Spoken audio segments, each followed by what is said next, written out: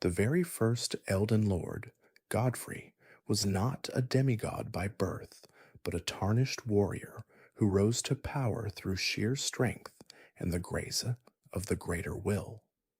This single truth cuts through the mythology of the lands between like a blade through fog, revealing something essential about the nature of divinity, ambition, and the terrible price of godhood in a world governed by cosmic forces beyond mortal comprehension. Godfrey's ascension was no accident of bloodline or divine inheritance. It was earned in blood and conquest, forged in the crucible of endless war, and it set in motion a dynasty that would ultimately tear itself apart in a cataclysm of fratricide, madness, and ambition so vast it would shatter the very order of reality itself. The lands between, that realm of golden light and creeping shadow, was not always the broken, war-torn graveyard you wander through as the tarnished. Once, it was a place of primordial chaos and wild possibility, where the boundaries between life and death, order and entropy, were fluid and uncertain. The Erd Tree, that towering beacon of golden light visible from every corner of the realm, once grew from something far stranger and more primal, a crucible of life where all things blended together in a churning mass of possibility, where horns and wings and scales emerged from flesh without distinction or separation. The greater will, that inscrutable outer God, whose fingers reached down from the stars to impose order upon chaos, sent its elden beast and its golden ring of law to transform this primordial world into something structured, hierarchical, and eternal. The Elden Ring itself became the governing principle of reality, a cosmic operating system that dictated the rules of life, death, and everything between. But cosmic law requires enforcers, champions, lords to carry out its will, and so the age of demigods and Elden Lords began. Godfrey, chieftain of the Badlands, warrior without peer, was chosen by Queen Marika the Eternal, herself a vessel and agent of the greater will, to become her consort and the first Elden Lord. Together they waged a campaign of conquest that would reshape the lands between entirely. Godfrey, who would take the name of the first Elden Lord, led Marika's armies against the giants of the mountaintops, against the Stormlord of Stormvale, against every force that refused to bend the knee to the Golden Order. His strength was legendary, his rage in battle so fearsome that he bound a beast, Sarosh, to his own back to temper his bloodlust and allow him to rule with wisdom rather than savagery alone. Through Godfrey's conquests and Marika's divine authority, the Golden Order spread across the realm like dawn breaking over a long night. The Erd Tree grew tall and radiant, its roots drinking deep from the conquered lands, its branches spreading golden light across a pacified world. Godfrey and Marika's union produced the first generation of demigod children, beings born of a mortal warrior elevated to lordship and a goddess who was herself once mortal, transformed by the greater will into an eternal vessel. Godwyn the Golden, their firstborn, embodied everything the Golden Order promised: noble, radiant, beloved, a prince who seemed destined to inherit a perfect world. But perfection in the lands between was always an illusion, a golden paint over cracks that ran deeper than anyone could see. When Godfrey's wars of conquest finally ended, when there were no more enemies to fight, and the realm lay subdued beneath the Erd Tree's light, the grace of the greater will abandoned him. The golden light faded from his eyes. He and his warriors, suddenly stripped of purpose and divine favor, were exiled from the lands between, cast out to wander foreign lands as the tarnished, the graceless, the forsaken. Marika herself pronounced their banishment, though whether by choice or compulsion remains one of the great mysteries of her reign. With Godfrey gone, Marika took a new consort, but this union was stranger and more troubling than her first. Radahn of the Golden Order, a champion who had waged war against the Carian royal family and their moon-worshipping sorcerers, had instead fallen in love with Rennala, the Queen of the Full Moon, and married her in a union that brought peace between the Golden Order and the Academy of Raya Lucaria. Radahn and Rennala's marriage produced 3 demigod children, Radahn, Rykard, and Ranni, each inheriting aspects of both their father's devotion to the Golden Order and their mother's connection to the cosmic sorceries of the moon. For a time, this seemed like an expansion of the Golden Order's reach, a bridge between faith and sorcery, between the Erd tree's gold and the moon's silver. But Radahn was summoned back to the capital, called to Leyndell to become Marika's consort, and here the truth grew strange and terrible. Radahn did not merely replace Godfrey as Elden Lord. He was revealed to be Marika herself, the same being, 2 aspects of one divided god. How this could be, whether Radahn was created from Marika, or whether they were always one consciousness split into 2 forms, remains a mystery wrapped in theological paradox. What is certain is that Marika, Radahn, this divided god ruling from the heart of the Erd tree, produced more demigod children. Malenia, born cursed with the Scarlet Rot, a plague of decay that consumed her from within, and Miquella, cursed with eternal childhood, forever young and unable to grow into the godhood that seemed his birthright. These twin curses, afflicting the children of a god who was also her own consort, suggested something deeply wrong at the heart of the Golden Order, some fundamental flaw or corruption in the cosmic system that governed reality. The demigods, these children of complicated and sometimes paradoxical unions, as grew to adulthood in a realm that seemed eternal and unchanging. Godwyn the Golden remained the shining exemplar of the Golden Order. Radahn became a conquering general of immense power, learning gravity magic to continue riding his beloved horse, even as he grew to enormous size, a warrior who literally held back the stars themselves to protect the lands between from the influence of outer gods and cosmic fate. Rykard became lord of Volcano Manor, presiding over a domain of magma and heresy. Ranni pursued her own mysterious studies into the nature of fate, order, and the possibility of freedom from the greater will's control. In the ancient past, long before the shattering, before the rise and fall of demigods, before even the concept of death as we understand it existed in the lands between, there was the Crucible.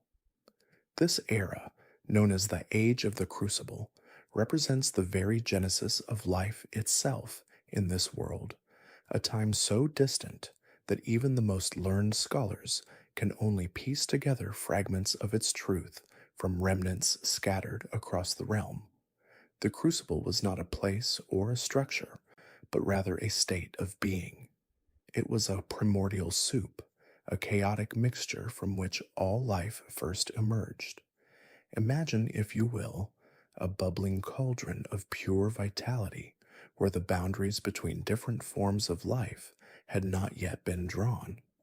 In this primordial state, there was no separation between plant and animal, between beast and man, between the crawling things of the earth and the soaring creatures of the sky. Everything existed in a state of beautiful, terrifying possibility. The energies of life itself swirled together in combinations that would later be deemed unnatural or monstrous, but in this ancient time they simply were. The Crucible represented life in its most raw and unrefined form, unconstrained by the rigid categories and hierarchies that would later define the Golden Order. This crucible was intrinsically linked to what we now know as the Erd Tree, though to call it the Erd Tree in those days would be a misnomer. The great golden beacon that dominates the skyline of the lands between, visible from nearly every corner of the realm, casting its divine light across the landscape, was once something far more humble. In the age of the Crucible, the Erd Tree existed in what scholars call its primordial form. It was not the colossal, radiant structure whose roots burrow deep beneath kingdoms and whose branches seem to touch the very heavens.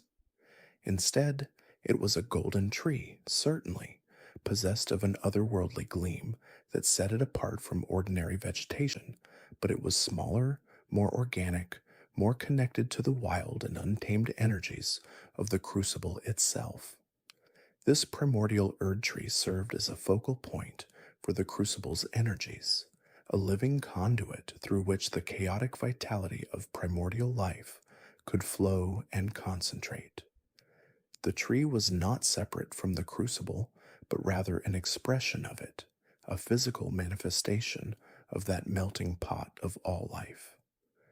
Where the crucible was formless potential, the primordial Erd Tree was that potential taking root, literally and figuratively, in the world. Its sap ran with the same vital essence that animated all living things. Its roots drew nourishment from the same source that gave rise to every creature that walked, crawled, swam, or flew. In this ancient age, the first champions emerged to serve this primordial force. These were the Crucible Knights, warriors who would become legendary for their prowess and their unique connection to the primal energies of life itself.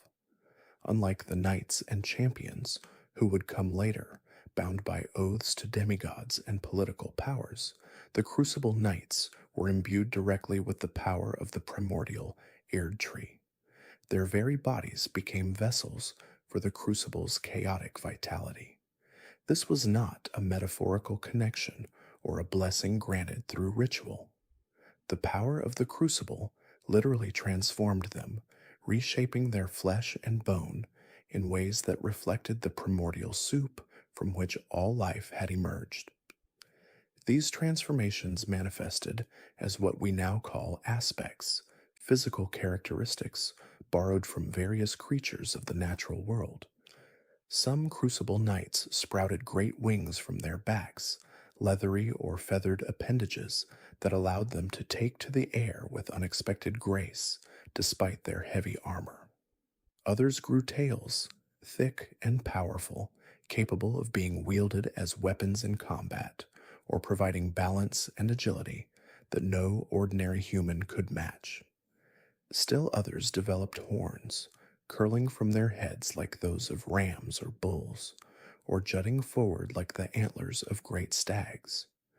Some bore scales that glittered like gems, harder than any armor a blacksmith could forge. Others possessed claws that could rend stone and steel alike. Far from being seen as monstrous or aberrant, these aspects were celebrated in the age of the Crucible. They represented a connection to the vital essence of life itself, proof that these knights had been touched by the primordial power of the Erd Tree. The Crucible Knights were revered as the ultimate warriors, combining human intellect and discipline with the raw physical prowess of the animal kingdom. They were living proof of the Crucible's power to blend and merge different forms of life into something greater than the sum of its parts. Their very existence embodied the philosophy of the Crucible, that all life was interconnected, that the boundaries between different living things were arbitrary and permeable. But even as the Crucible Knights stood as champions of this primordial order, forces were already in motion that would fundamentally reshape the lands between. The Greater Will, a cosmic entity of immense power, whose true nature and origin remain shrouded in mystery even to this day, began to exert its influence over the realm. The greater will represented something fundamentally different from the chaotic vitality of the crucible. Where the crucible was organic, ever-changing, and wild, the greater will sought order, hierarchy, and control. It envisioned a world governed not by the random mutations and blendings of the primordial soup, but by clear laws, defined categories, and rigid structure. The greater will did not arrive in person, if indeed such a cosmic entity can be said to have a physical form at all. Instead, it sent emissaries to carry out its will and establish its dominion. These emissaries were the Two Fingers, strange entities that would become the primary means by which the greater will communicated with the inhabitants of the lands between. The Two Fingers appeared as grotesque appendages, massive digits that moved with unsettling purpose, gesturing and curling in patterns that certain chosen individuals could interpret as divine guidance. Among the many warriors who rose during this primordial age, one figure would come to define the transition from the wild chaos of the Crucible to the ordered reign of the Golden Order. This was Huara Lu, a chieftain of the Badlands who fought with such savage ferocity that his name became synonymous with raw, untamed violence. Huara Lu was not born into nobility or divine favor. He was a warrior of the wild lands beyond the Erd Tree's influence, a man who embodied the primal strength that the Crucible itself represented. His battles were legendary, fought not with the refined techniques of knights, but with the brutal, unrestrained power of a beast given human form. Huara Lu's most significant conflicts were against the very champions of the Crucible itself, the Crucible Knights. These encounters were not simple skirmishes, but epic confrontations between two philosophies of strength. The Crucible Knights fought to preserve the ancient ways, to honor the primordial melting pot of life that had given birth to all things.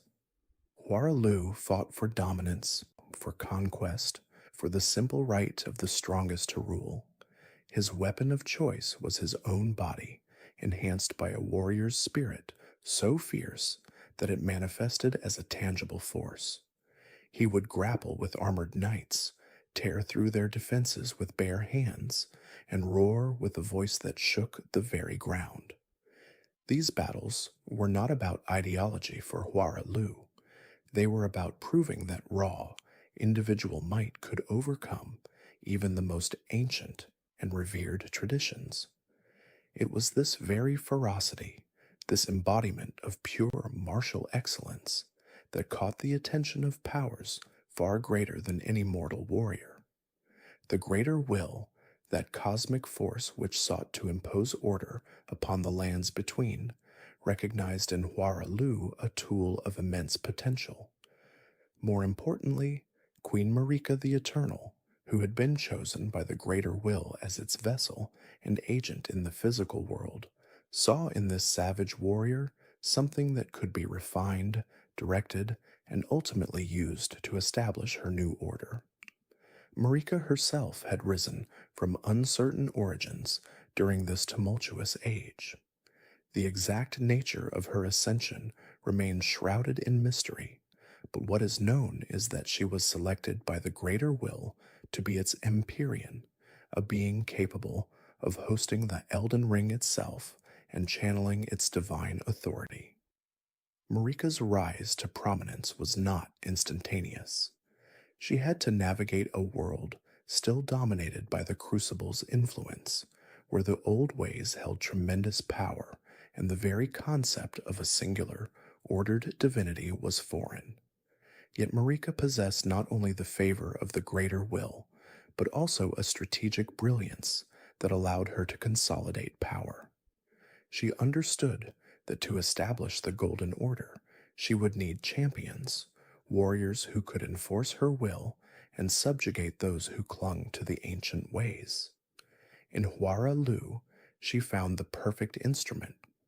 She offered him something no amount of battle could provide: legitimacy, purpose, and a place in the divine order she was constructing. She took this wild warrior, this embodiment of primal fury, and transformed him into Godfrey, the first Elden Lord. The transformation was both symbolic and literal. To temper Huara Lu's savage nature, Marika bound to him a regent, a wise beast named Sarosh, who took the form of a great lion that clung to Godfrey's back.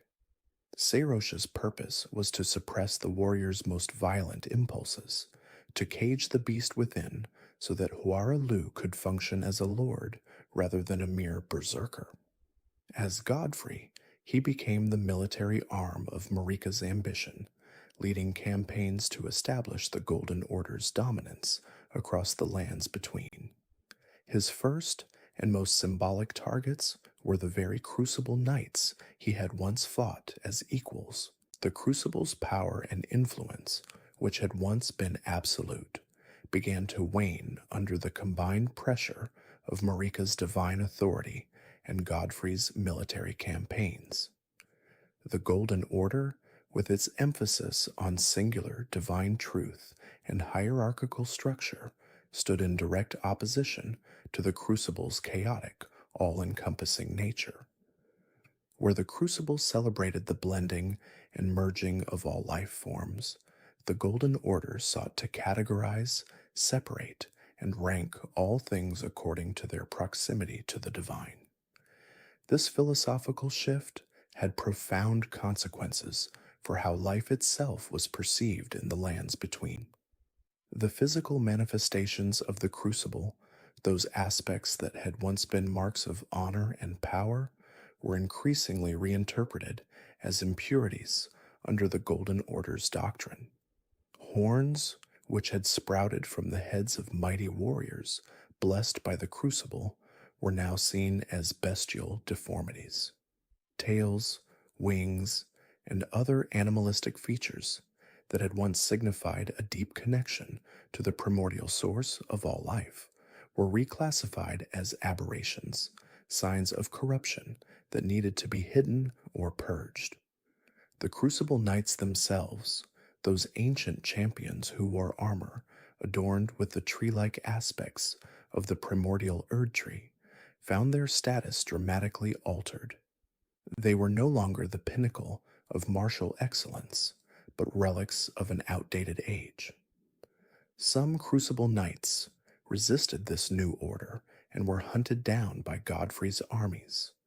Others, recognizing the futility of opposing a divinely sanctioned power, chose to bend the knee. These knights were integrated into the Golden Order's hierarchy, though always as subordinates, their ancient traditions tolerated but never celebrated. They became guardians of forgotten places, defenders of minor nobles, their once exalted status reduced to that of mere soldiers in a new world. The proud warriors who had embodied the Crucible's chaotic vitality were forced to serve an order that fundamentally rejected what they represented. The primordial Erd tree itself underwent a transformation that mirrored these broader changes. The ancient tree, which had been a more organic and wild entity, began to take on the golden radiance that would become its defining characteristic. The Erd tree's bark, once rough and varied like any natural tree, began to glow with an inner light that reflected the greater will's influence. Its branches, which had grown in natural patterns, seemed to reach upward with deliberate purpose, as if striving toward the cosmic order that now claimed dominion over the lands between. The tree grew larger, more imposing, more perfect in its symmetry, becoming less a part of nature and more a monument to divine authority. This transformation was gradual but inexorable, the physical manifestation of the Crucible's defeat and the Golden Order's triumph. From the primordial chaos of the Crucible, a new order was about to take shape. In the ancient past, During what would become known as the era of the first Elden Lord, the lands between stood at the threshold of transformation. The wild, untamed energies that had defined the age of the Crucible were about to be harnessed, directed, and ultimately subdued by a power from beyond the stars themselves. The Greater Will, an outer god existing in realms far removed from the physical world of the lands between, turned its cosmic attention toward this realm. Outer gods, you should understand, are entities of immense power that exist outside the normal order of reality, each seeking to impose their particular vision upon the world. The Greater Will was perhaps the most ambitious of these beings, desiring nothing less than absolute order, a perfect hierarchy, and the establishment of an eternal golden age under its dominion.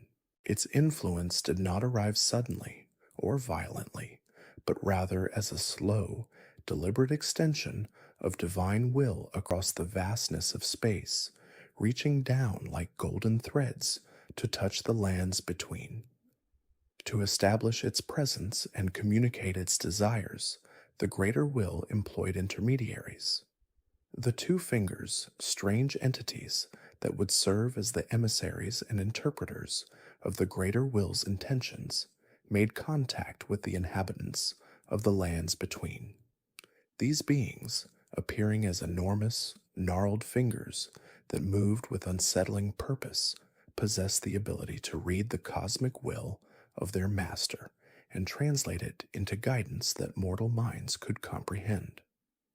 The Two Fingers established themselves in sacred places throughout the realm, becoming conduits through which the Greater Will could shape events and select those worthy of carrying out its grand design. They did not merely observe, they actively sought out individuals who possessed the qualities necessary to serve as vessels for divine power. Among all the inhabitants of the lands between, one figure stood out to the Two Fingers and their master. Marika, a woman whose origins remain shrouded in mystery and whose early life is known only through fragments and whispers, was chosen by the Greater Will to become something far more than mortal.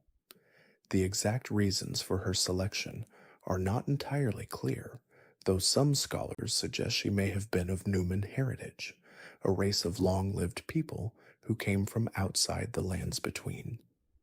Whatever her background, Marika possessed qualities that made her suitable for an extraordinary transformation.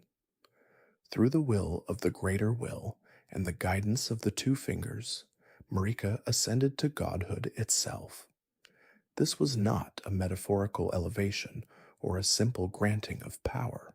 It was a fundamental change in her very nature, transforming her from a mortal being into an immortal vessel capable of containing and channeling divine authority. But the Greater Will's plan required more than simply elevating a chosen individual to godhood. It needed to establish a permanent, tangible manifestation of its power within the lands between, something that could serve as both symbol and substance of its rule. To accomplish this, the Greater Will sent the Elden Beast, a living embodiment of the Greater Will's own essence, hurtling through the cosmos toward the lands between. This creature, which would later be described as taking the form of a great golden serpent or dragon-like entity, arrived like a falling star, carrying within itself the fundamental laws and principles that the Greater Will wished to impose upon reality. The Elden Beast did not remain in its original form, however. Upon its arrival, it transformed, its divine essence crystallizing and restructuring itself into something new.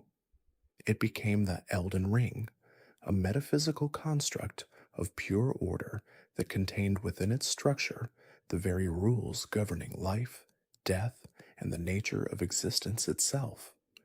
The Elden Ring was not merely an object or a symbol. It was a living system of interlocking principles, each represented by what would come to be known as great runes. These runes governed fundamental aspects of reality, life and death, the nature of souls, the laws of causality, and the structure of the world itself. But such power required a vessel, a living god who could contain the Elden Ring within their being and serve as the anchor point for its influence over the lands between. Marika, already elevated to godhood, became this vessel. The Elden Ring was placed within her, not as something she wore or carried, but as something she embodied. She became the living avatar of the Greater Will's order, the Queen Marika the Eternal, and through her the Elden Ring's power would flow out to reshape the entire world. Yet even a god requires support in the physical realm. Marika needed a partner, a consort who could serve as the martial arm of her divine authority. She needed someone who could lead armies, crush resistance, and establish through force of arms the golden age that the Greater Will envisioned. The man chosen for this role was a warrior of legendary prowess known as Huara Lu. He was a chieftain, a leader of a savage tribe, a man who had proven himself in countless battles and who possessed strength that seemed almost superhuman even before divine favor touched him. Huara Lu was not a man of refinement or courtly grace. He was a warrior in the truest sense, someone who understood violence and conquest, who had built his reputation on the battlefield, and who knew how to break the will of his enemies. When Marika chose Huara Lu as her consort, she also transformed him. He was given a new name, Godfrey, which marked his elevation from tribal chieftain to something far grander. He became the first Elden Lord, a title that designated him as the primary champion of the Golden Order and the husband of the Divine Queen. But this was more than a political marriage or a simple alliance. Godfrey was imbued with what became known as the Golden Lineage, a divine bloodline that flowed from Marika herself and would be passed down through their descendants. This lineage carried with it not just legitimacy and authority, but actual supernatural power, marking those who bore it as fundamentally different from ordinary mortals. To help temper his savage nature and channel his immense strength appropriately, Godfrey was given a companion, a beast regent named Sarosh. This aged lion, powerful in its own right, clung to Godfrey's back, its presence serving to contain and moderate the warrior's most primal instincts. The union of Marika and Godfrey produced 3 children, each of whom would play crucial roles in the history of the lands between, though their fates would diverge dramatically. The first and most celebrated was Godwyn, who would come to be known as Godwyn the Golden. He embodied all the ideals of the Golden Order, noble, powerful, beloved by all who knew him, and seemingly destined for greatness. Godwyn represented the perfection that the union of divine and mortal could achieve, a prince who seemed to justify the entire project of the Golden Order. But Marika and Godfrey's other 2 children told a different story. Morgott and Mohg were twins, but they were born bearing a terrible curse. They were omens, beings marked from birth with horns and features that recalled the chaotic energies of the Crucible, that primordial state that the Golden Order sought to suppress and transcend. In the new age of order and perfection, such throwbacks to the chaotic past were seen as shameful aberrations. Despite being children of the Divine Queen herself, Morgott and Mohg were hidden away, their existence a dark secret that contradicted the Golden Order's claims of purity and perfection. With his divine mandate secured and his bloodline established, Godfrey turned his attention to the primary task for which he had been chosen: conquest. He assembled and led Marika's armies, collectively known as the Golden Host, a military force dedicated to spreading the influence of the Erd Tree and eliminating any threats to the new order.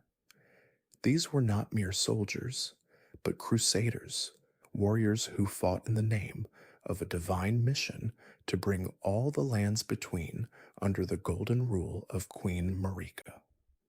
Godfrey proved to be a brilliant military commander, leading campaign after campaign to subjugate those who resisted the Golden Order's expansion.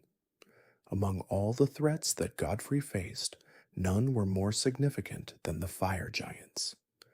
These enormous beings, towering over even the largest humans, inhabited the frozen peaks of the mountain tops of the giants, a harsh and unforgiving realm in the far reaches of the lands between. The fire giants were not simply another tribe or kingdom to be conquered. They were the guardians of something that posed an existential threat to the Erd Tree itself, the flame of ruin. This primordial fire, burning eternally in a great forge, possessed the power to burn the Erd Tree, to reduce Marika's symbol of divine order to ash. The fire giants worshipped a fell god, a deity of flame and destruction that stood in direct opposition to everything the greater will represented. As long as the flame of ruin burned and the fire giants guarded it, the Golden Order could never be truly secure. Godfrey waged a brutal war against the fire giants, a conflict that tested even his legendary strength and tactical genius. The giants were formidable opponents, each one capable of devastating destruction, and they fought with the desperation of a people defending their most sacred charge. The war raged across the frozen peaks, turning the snow red with blood and filling the mountain valleys with the sounds of battle. Eventually, through sheer determination and the overwhelming force of the Golden Host, Godfrey achieved victory. He defeated the last of the fire giant warriors, bringing an end to their civilization and their guardianship of the flame of ruin. But Godfrey did not extinguish the flame entirely, for such a thing may have been beyond even his power. Instead, it was sealed away, contained so that it could no longer threaten the Erd Tree, with the last surviving fire giant cursed to tend it for eternity, as both guardian and prisoner. Among Godfrey's many conquests, none demonstrated his martial prowess more clearly than his battle against the Stormlord, a colossal beast whose dominion over wind and tempest had remained unchallenged for untold ages. The Stormlord ruled from the peaks of the highest mountains, commanding the very skies themselves, and its power was such that entire armies had been scattered by the fury of its storms. Yet Godfrey, wielding his great axe and embodying the primal strength of Huaralu beneath his lordly bearing, ascended into the domain of this ancient creature and engaged it in single combat. The clash between warrior and beast shook the mountains, sending avalanches cascading down slopes and splitting the clouds with thunder. When Godfrey finally brought the Stormlord low, he did not simply slay the creature but claimed its power, binding the essence of storm and wind to his own authority. This victory became legendary, cementing Godfrey's reputation not merely as a conqueror of men, but as a force capable of subduing the primordial powers that predated even the Golden Order itself. The defeat of the Stormlord sent a clear message to all who might oppose the Erd Tree's expansion. No power, however ancient or elemental, stood beyond the reach of Marika's chosen champion. Throughout these campaigns of unification, Godfrey commanded the loyalty of an elite order of warriors known as the Crucible Knights, champions who embodied the primordial aspects of the Erd Tree when it was still the Crucible, that chaotic wellspring of life from which all manner of beings emerged in tangled, unrefined forms. These knights were distinguished by their ornate armor, which bore the tree motif in its most ancient configuration, and by their mastery of incantations that channeled the raw, vital energies of the crucible itself. Unlike the refined golden magic that would come to characterize the Golden Order in its mature state, crucible incantations manifested as bestial transformations and primal eruptions of life force, abilities such as growing horns or tails to strike at enemies, or breathing gouts of flame in the manner of ancient drakes. The Crucible Knights served as Godfrey's vanguard in battle, their prowess in combat matched only by their unwavering devotion to the first Elden Lord. They were instrumental in breaking the resistance of those who refused to bend the knee to the Golden Order, their presence on the battlefield often sufficient to turn the tide of entire campaigns. As Godfrey's most trusted warriors, they represented the bridge between the wild, untamed power of the Crucible and the ordered civilization that Marika sought to establish, embodying both the strength needed to conquer and the discipline required to rule. Through years of relentless warfare and strategic brilliance, Godfrey's conquests succeeded in unifying the disparate regions of the lands between under the singular authority of the Golden Order. What had once been a fractured realm of competing powers, ancient beasts, rival kingdoms, and independent strongholds became a cohesive domain, acknowledging the supremacy of Queen Marika and the divine law emanating from the Erd Tree. The giants were reduced to a scattered remnant, their flame extinguished and their god imprisoned. The dragons, once masters of the skies, had entered into a compact with the Golden Order through their lord Placidusax's absence and the rise of new draconic allegiances. The Storm Lord and countless other beasts of legend had fallen to Godfrey's axe. The various human kingdoms and settlements, recognizing the futility of resistance against such overwhelming force, pledged their fealty and integrated themselves into the new order. This unification was not merely political, but spiritual and metaphysical, as the Golden Order's laws and the Erd Tree's grace spread across the land, reshaping the very nature of life and death in the lands between. Where once there had been chaos and conflict, now there was structure and purpose, all oriented toward the glorification of the Erd Tree and the eternal reign of Queen Marika. As the Golden Order solidified its control, the Erd Tree's influence expanded outward from Leyndell like ripples across still water, transforming every corner of the lands between it touched. The great tree's golden light reached into distant provinces, its roots spreading beneath the earth to connect disparate regions in a network of divine power. Wherever the Erd Tree's grace extended, the land flourished with unprecedented prosperity. Crops grew abundant in fields blessed by golden light. Cities expanded and thrived as trade routes became secure under the protection of the Golden Order's knights and soldiers.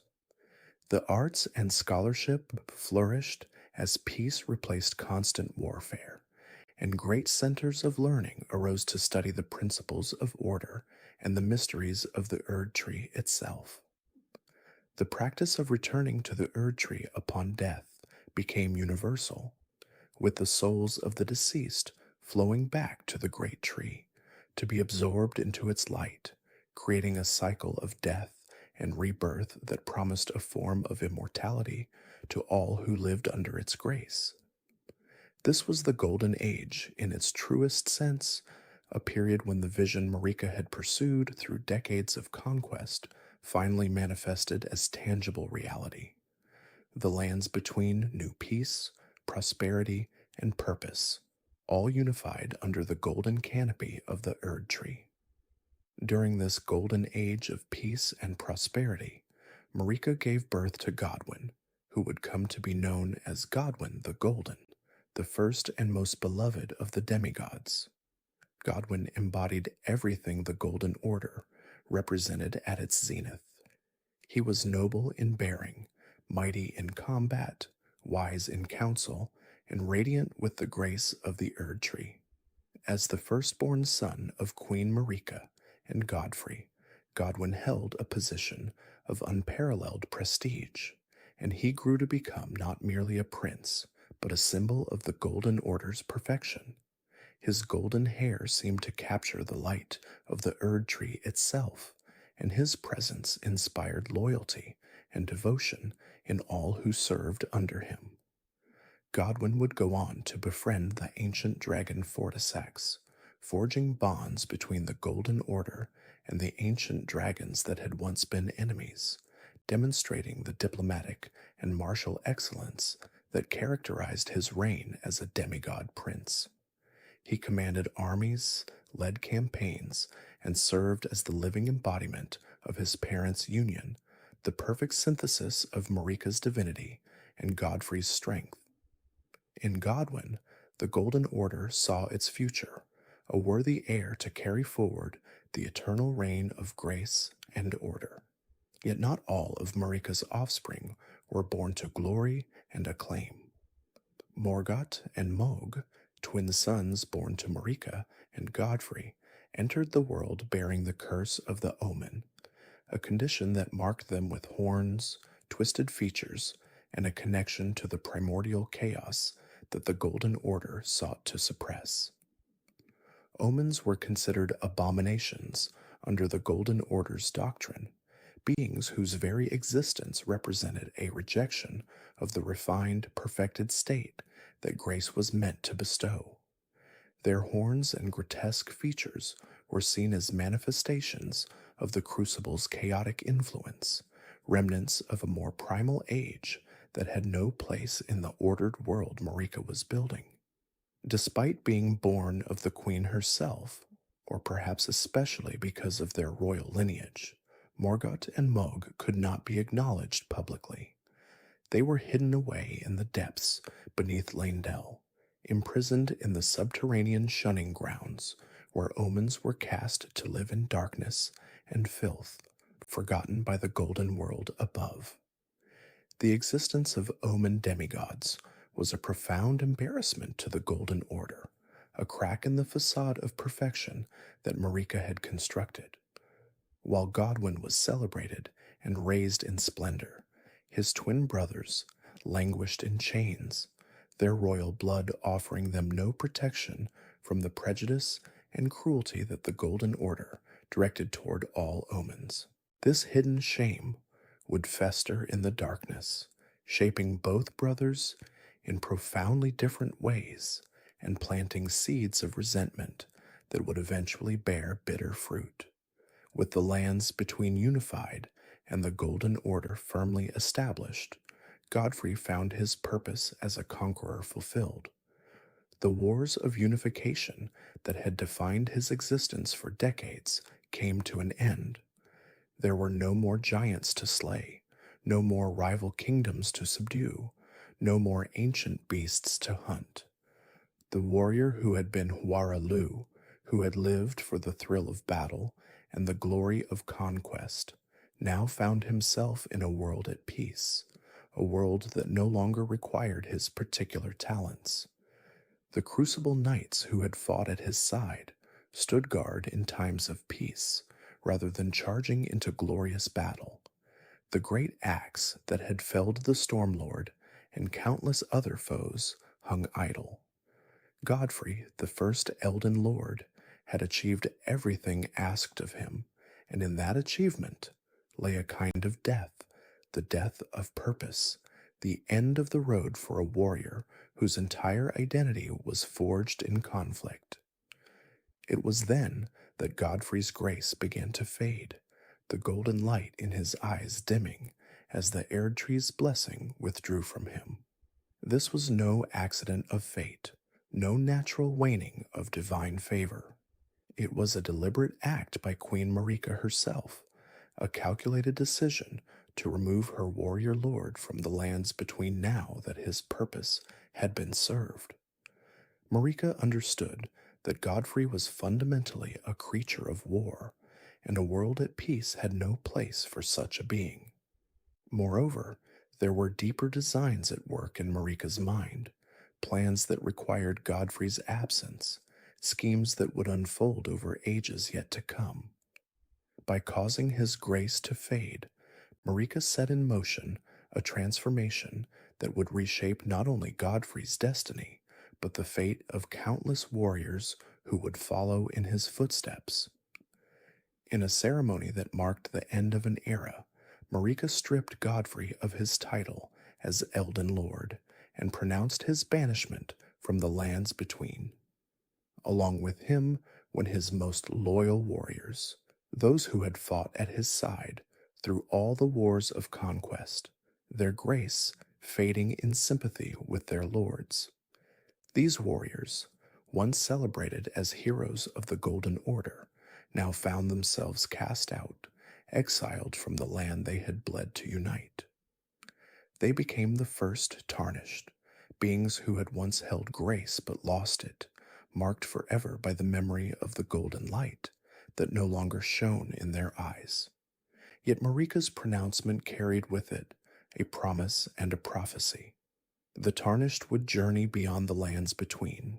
They would struggle and suffer and die in distant lands, and their descendants would be born without grace, generation after generation living in exile. But when the time came, when the Golden Order faced its greatest crisis, grace would call to the tarnished once more, guiding them back across the fog to the lands between to stand before the Erd Tree and claim the title of Elden Lord anew. Godfrey departed the lands between without protest or rebellion, accepting his exile with the same stoic strength that had characterized his reign. As he crossed the threshold into the lands beyond the fog, he cast aside the trappings of lordship and reclaimed the name he had borne before Marika elevated him, Huara Lu. No longer the refined Elden Lord, but once again the warrior chieftain of the Badlands, he journeyed to those harsh territories where civilization held no sway and strength alone determined survival. There, in the Badlands beyond the reach of the Erd Tree's light, Huara Lu would continue to fight and conquer, living as he had always lived, waiting for the day when grace would shine in his eyes once more and call him home to face whatever destiny Marika had set in motion with his banishment. With Godfrey now serving as the first Elden Lord, the Golden Order's influence expanded rapidly across the lands between, but not without encountering established powers. Our timeline now shifts to the era pre-Shattering, specifically focusing on the Carian dynasty in Liurnia of the Lakes. This period marks a pivotal, if ultimately fleeting, unification of disparate magical traditions and political ambitions. In the northern reaches of the lands between, nestled amidst vast lakes and ancient ruins, lay the region of Liurnia. For generations, this watery dominion had been ruled by the Carian royal family, a lineage of powerful sorcerers led by Rennala, Queen of the Full Moon. The Carian royal family were not mere practitioners of magic, they were its very embodiment in Liurnia, their power stemming from a deep connection to the cosmos and the moon. Their sorceries were distinct, drawing upon the celestial bodies and the cold intellectual pursuit of knowledge, a stark contrast to the fervent, faith-based incantations championed by the burgeoning Golden Order. Their tradition was ancient, predating the Golden Order's ascendancy, and rooted in a different understanding of the world's fundamental forces. While the Golden Order sought to impose its singular vision of truth, the Carians pursued a more esoteric, scholarly path, their power derived from the understanding of primeval current and glintstone. This difference in philosophy and source of power inevitably set the stage for conflict. As the Golden Order, now firmly established under Marika and Godfrey, expanded its reach, it inevitably clashed with these independent powers. The Carian royal family, with their unique and formidable magical prowess, represented a significant challenge to the Golden Order's ambition for total dominion. The Golden Order at this time was championed by Radahn, a figure of immense strength and unwavering loyalty to Marika's vision. Radahn, a red-haired warrior of legendary might, led the Golden Order's forces in a campaign to either subjugate the Carian royal family or, failing that, to integrate their powerful sorcerers into the Golden Order's burgeoning dominion. The Golden Order, in its expansionist phase, sought not just conquest, but ideological assimilation. It aimed to bring all forms of power and knowledge under its umbrella, believing its tenets to be the ultimate truth. The Carian sorcerers, with their independent and powerful magical tradition, represented a deviation from this path, a potential threat to the Golden Order's singular authority. This clash of ideologies and powers erupted into a prolonged and brutal conflict known as the Liurnian Wars. These were not mere skirmishes, but full-scale engagements, pitting the martial might and faith-driven incantations of the Golden Order against the arcane power and celestial sorceries of the Carian royal family. The lakes of Liurnia, usually serene, became battlegrounds, their waters churned by the ferocity of the fighting. Radahn, a master strategist and formidable warrior, led his forces with relentless determination, yet he found himself facing an equally unyielding opponent in Rennala and her Carian knights, who wielded the power of the moon and stars. The Carian sorceries, often manifesting as devastating magical projectiles and defensive barriers, proved to be an effective counter to the Golden Order's more direct physical approach to warfare. The war was characterized by intense magical duels and strategic maneuvers across the vast, open plains and hidden coves of Liurnia. Despite the ferocity of the fighting, the Liurnian Wars ultimately ended in a stalemate. Neither side was able to achieve a decisive victory. Radagon's forces, though powerful, could not fully overcome the Carians' mastery of their home territory and their unique sorceries. Conversely, the Carian royal family, while able to defend their lands, lacked the offensive capability or the numbers to push back the Golden Order entirely. The war had reached an impasse, a costly and bloody deadlock that benefited neither party. The prolonged conflict had exacted a heavy toll on both sides, draining resources and lives without resolution.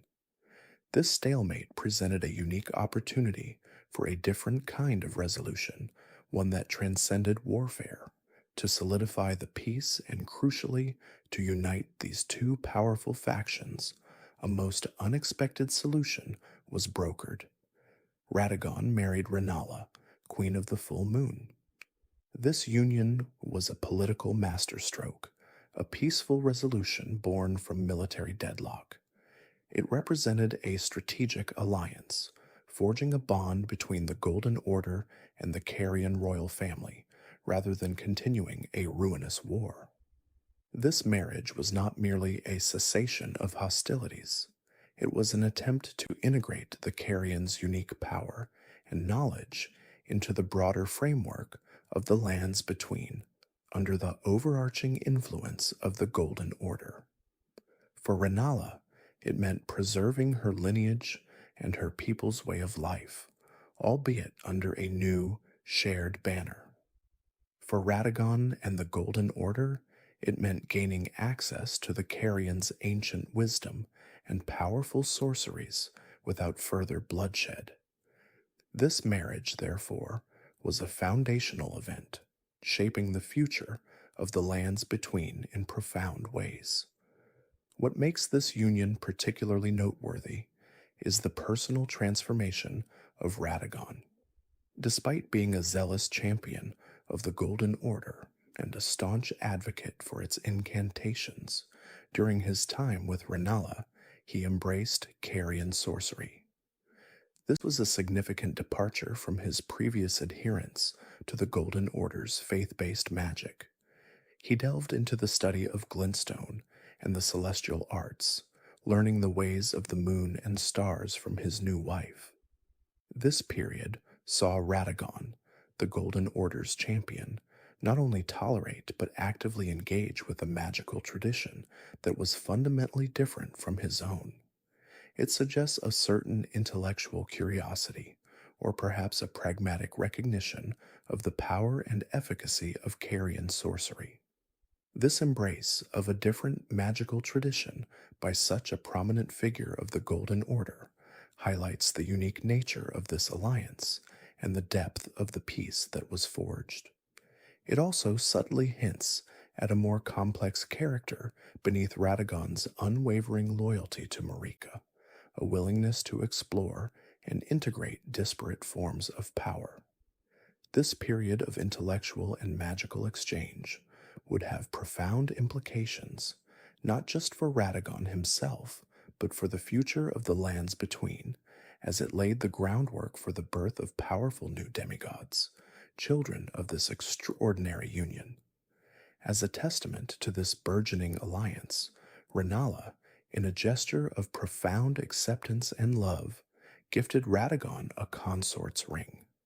This isn't merely a piece of jewelry, but a potent magical artifact, imbued with the Carian royal family's sorcerous power, symbolizing his full integration into their ancient lineage and his role as her equal. It was a ring of immense significance, a physical manifestation of their vows and the merging of two distinct, powerful cultures. This union, born of war and cemented by mutual respect, soon bore fruit, literally shaping the future of the lands between. They had 3 children, each destined for greatness, each born with unique predispositions that would irrevocably alter the course of history. Their eldest was Rykard, a formidable figure even in his youth. From an early age, Rykard displayed a keen intellect and a natural affinity for law, rising to become a judge within the Carian hierarchy. His judgments were swift, his understanding of justice profound, yet beneath this veneer of order, a darker ambition stirred. He developed an insatiable hunger for power, a desire to transcend the limitations of conventional authority, which would eventually lead him down a path of horrifying transformation and unimaginable blasphemy. His early life as a respected jurist belied the monstrous fate that awaited him, a fate driven by a yearning for absolute dominion that eclipsed even the most ambitious of his siblings. The second child, Radahn, was a stark contrast to his scholarly brother. From the moment he could wield a blade, Radahn exhibited an unparalleled martial prowess. He was a mighty warrior, a giant among men, not just in stature but in spirit. His admiration for Godfrey, the first Elden Lord, and Marika's initial consort, was legendary. Radahn strived to emulate Godfrey's strength, his ferocity in battle, and his unwavering loyalty.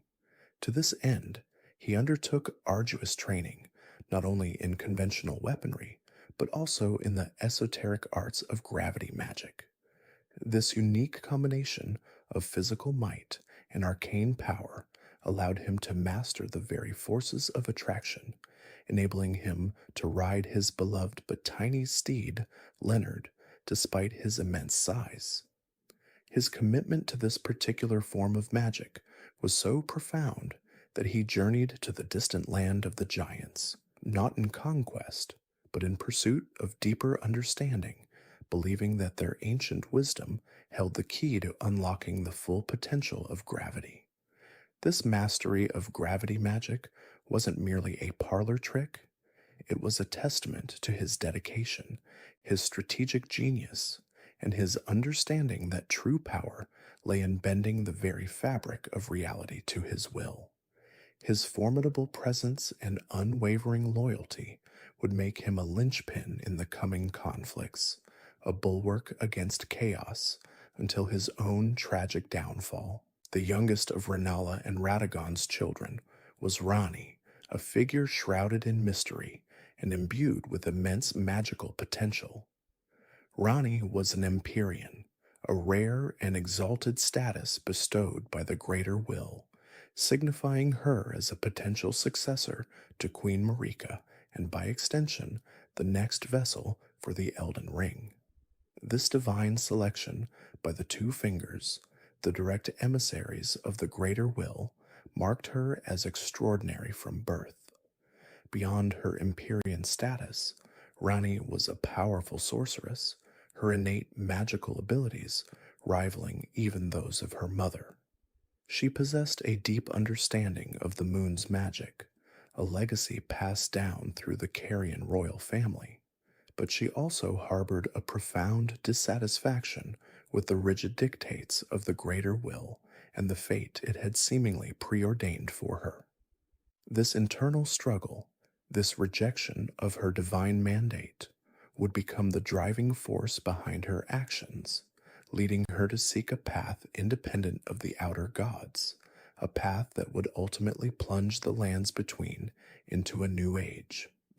Her quiet resolve and immense power made her a silent force shaping the destiny of the entire realm, her influence far exceeding her outward demeanor. However, the idyllic family life of Radahn and Rennala was not destined to last. The call of the Greater Will, or perhaps a more personal ambition, eventually drew Radahn away from his Carian family. He left Rennala to become Marika's second consort, a decision that sent ripples of shock and sorrow throughout the lands between. This abandonment was not a quiet departure. It was a profound shift in the cosmic order, a clear indication of the Greater Will's intricate and often ruthless machinations. Radahn, who had once been the champion of the Golden Order against the Carian sorcerers, then their beloved king, now ascended to the highest echelons of power, leaving behind the life he had built with Rennala. He abandoned his Carian children, severing ties with the family he had sworn to protect in favor of a new destiny, a new role as the consort to the very goddess of the lands between. This act of abandonment, while seemingly a betrayal, was likely driven by the irresistible pull of the Greater Will's design, a testament to its absolute authority. Rennala was left heartbroken, her spirit irrevocably fractured by Radagon's departure. The once proud and powerful queen of the full moon, a sorceress of unparalleled skill, was reduced to a shadow of her former self, eternally cradling the amber egg Radahn had left her. This egg, a memento of their love and a symbol of their broken union, was not merely a keepsake. It was the great rune of the unborn, a powerful artifact imbued with the essence of rebirth and potential, a cruel reminder of what once was and what could have been. She clung to it, her mind slowly unraveling, forever lost in the memories of a love that had promised so much and delivered such profound sorrow. Her once vibrant intellect dimmed, her focus narrowed to this single precious object, her heart forever tethered to the man who had both loved and forsaken her. This tragic end to their union marked a significant turning point, not only for Rennala but for the entire Carian royal family, leaving them vulnerable and forever altered by the whims of the gods. Transitioning now from the foundational alliances that shaped the lands between, we move into the pre-shattering era, a period defined by the burgeoning power of the Golden lineage. This is where the true might of the Golden Order and the demigods who would eventually shatter it, began to take root. At the heart of this new age was Marika, an Empyrean, a being chosen by the greater will itself. The greater will is one of the outer gods, cosmic entities of immense power that influence the lands between from afar.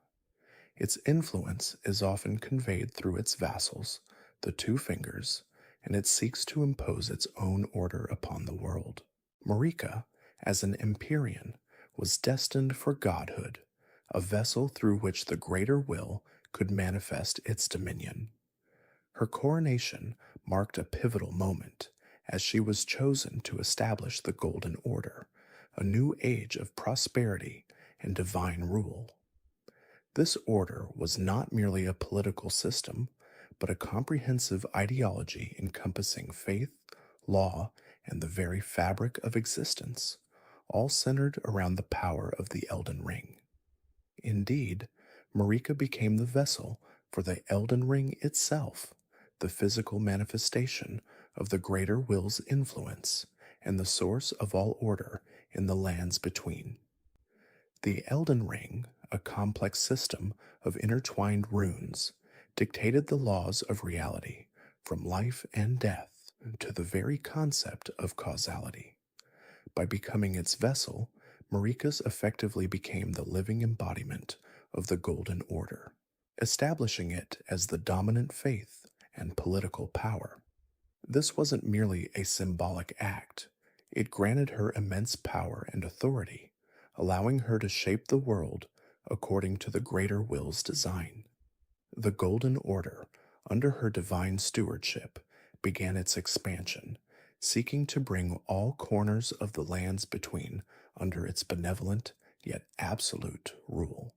To achieve this ambitious goal, Marika needed a consort, a champion to lead her armies and enforce her will. This role fell to Godfrey, the first Elden Lord. Godfrey, originally known as Huara Lu, was a chieftain of the Badlands, a fierce warrior, renowned for his strength and ferocity. He was a man of raw power, a stark contrast to Marika's divine grace, yet their union was instrumental in the Golden Order's rise. Godfrey led Marika's armies, comprised of the Knights of the Crucible and later the Tarnished, in a series of brutal but ultimately successful campaigns. He conquered the ancient giants of the mountain tops of the giants, whose very flames threatened the Golden Order's dominion, and subjugated countless other tribes and kingdoms. His conquests were not without immense bloodshed, but they cemented the Golden Order's supremacy across the lands between, expanding its reach from the coastal regions to the highest peaks. From this union, the first of Marika's children was born, Godwyn the Golden. Godwyn was a paragon of the Golden Order, beloved by all and possessing a charisma and kindness that endeared him to both common folk and powerful lords alike. He was a hero in his own right, a skilled warrior who played a crucial role in the final stages of the war against the dragons, even befriending the ancient dragon Fortisax. Godwyn embodied the ideals of the Golden Order, representing its promise of prosperity, justice, and divine grace. His presence further solidified the Golden Order's legitimacy and popular appeal, ensuring its continued expansion and acceptance among the populace. He was, in many ways, the perfect heir, a living symbol of Marika's divine rule and the greater will's benevolent influence. As the Golden Order flourished, so too did the golden lineage of demigods.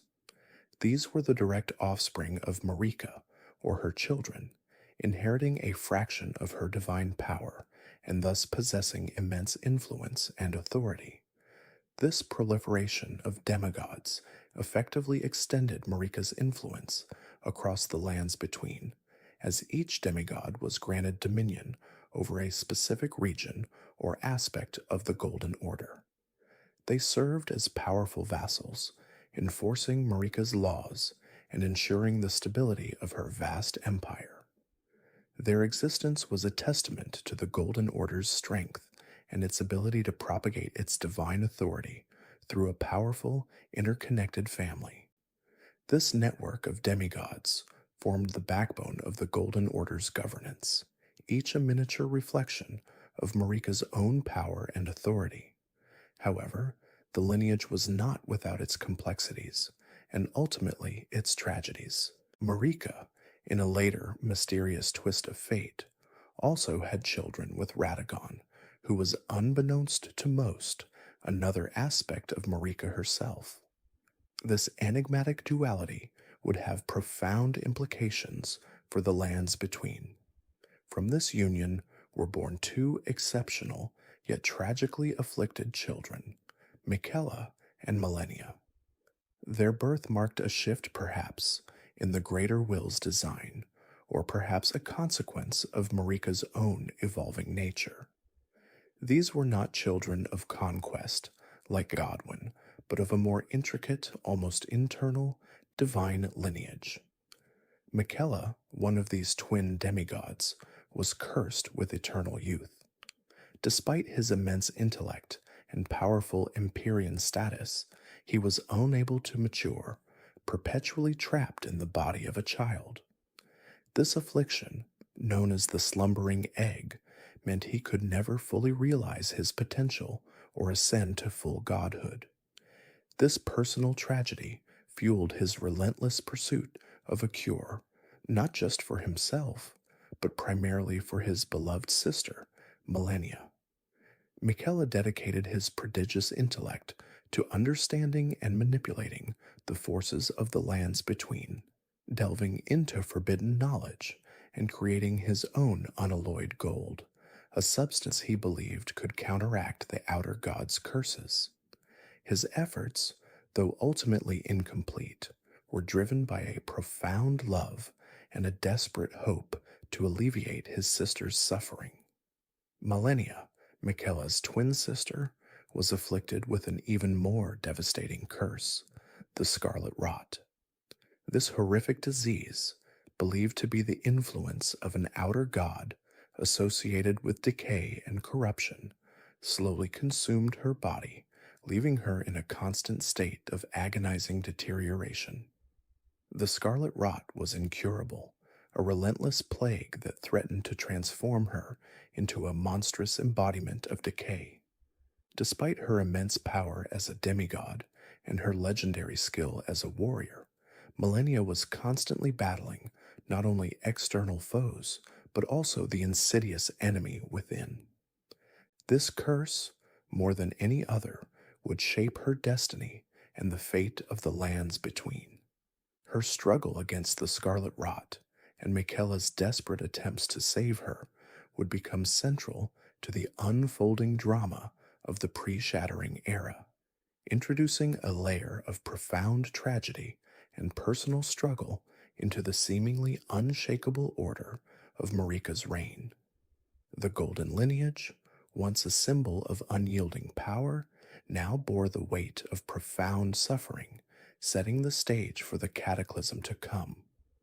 Rennala, Queen of the Full Moon, a formidable sorceress and leader of the Carian royal family, found herself in an unlikely union with Radahn, a champion of the Golden Order. This marriage, a strategic alliance between two powerful houses, transcended the usual boundaries of faith and tradition in the lands between.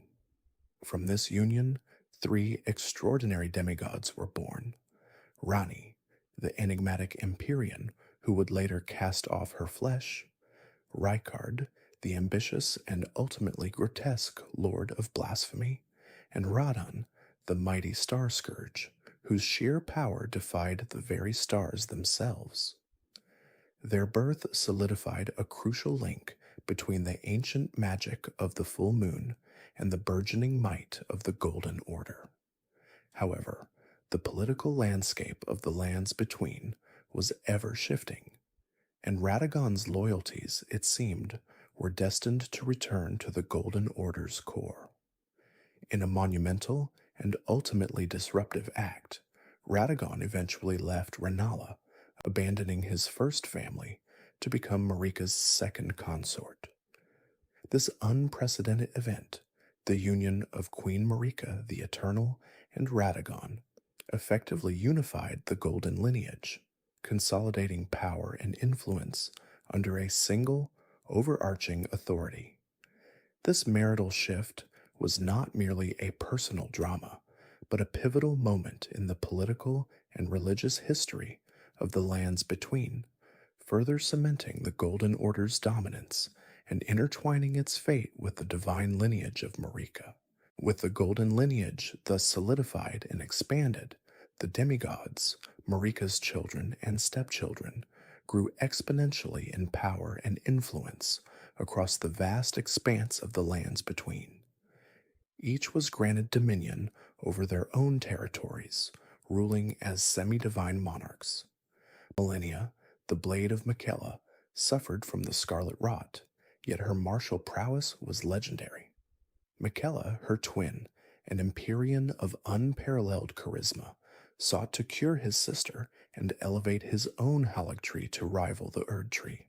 Godrick, the Grafted, though a lesser demigod, held sway over Stormvale Castle, his ambition far outstripping his true strength. Morgott, the Omen King, secretly defended the Erdtree from within, his monstrous form a testament to the Golden Order's prejudice. Mohg, the Lord of Blood, another Omen, plotted to establish his own dynasty with Miquella as his consort. Each demigod, with their unique blessings and curses, contributed to a complex tapestry of power, rivalry, and ambition that defined the pre-shattering era. Their individual reigns, though seemingly autonomous, were ultimately bound by the overarching tenets of the Golden Order and the divine will of Queen Marika. As the demigods solidified their rule, Godfrey, the first Elden Lord, and his loyal warriors, the Tarnished, reached a critical juncture. Having fulfilled their purpose as Marika's champions, conquering all opposition and establishing the Golden Order's dominion, they were no longer needed. In a move that remains shrouded in a degree of mystery and divine purpose, Godfrey and his warriors were exiled from the lands between. Stripped of their grace, they were cast out, becoming the original Tarnished, doomed to wander the fringes of the world, their purpose seemingly fulfilled. This exile, however, was not an act of abandonment, but rather a strategic divine maneuver by Queen Marika. She foresaw a future where these tarnished, once mighty champions would be called back to the lands between, guided by the grace of gold to fulfill a new destiny. Their banishment was a temporary measure, a preparation for a greater trial yet to come, a testament to Marika's long-term planning and manipulation of fate.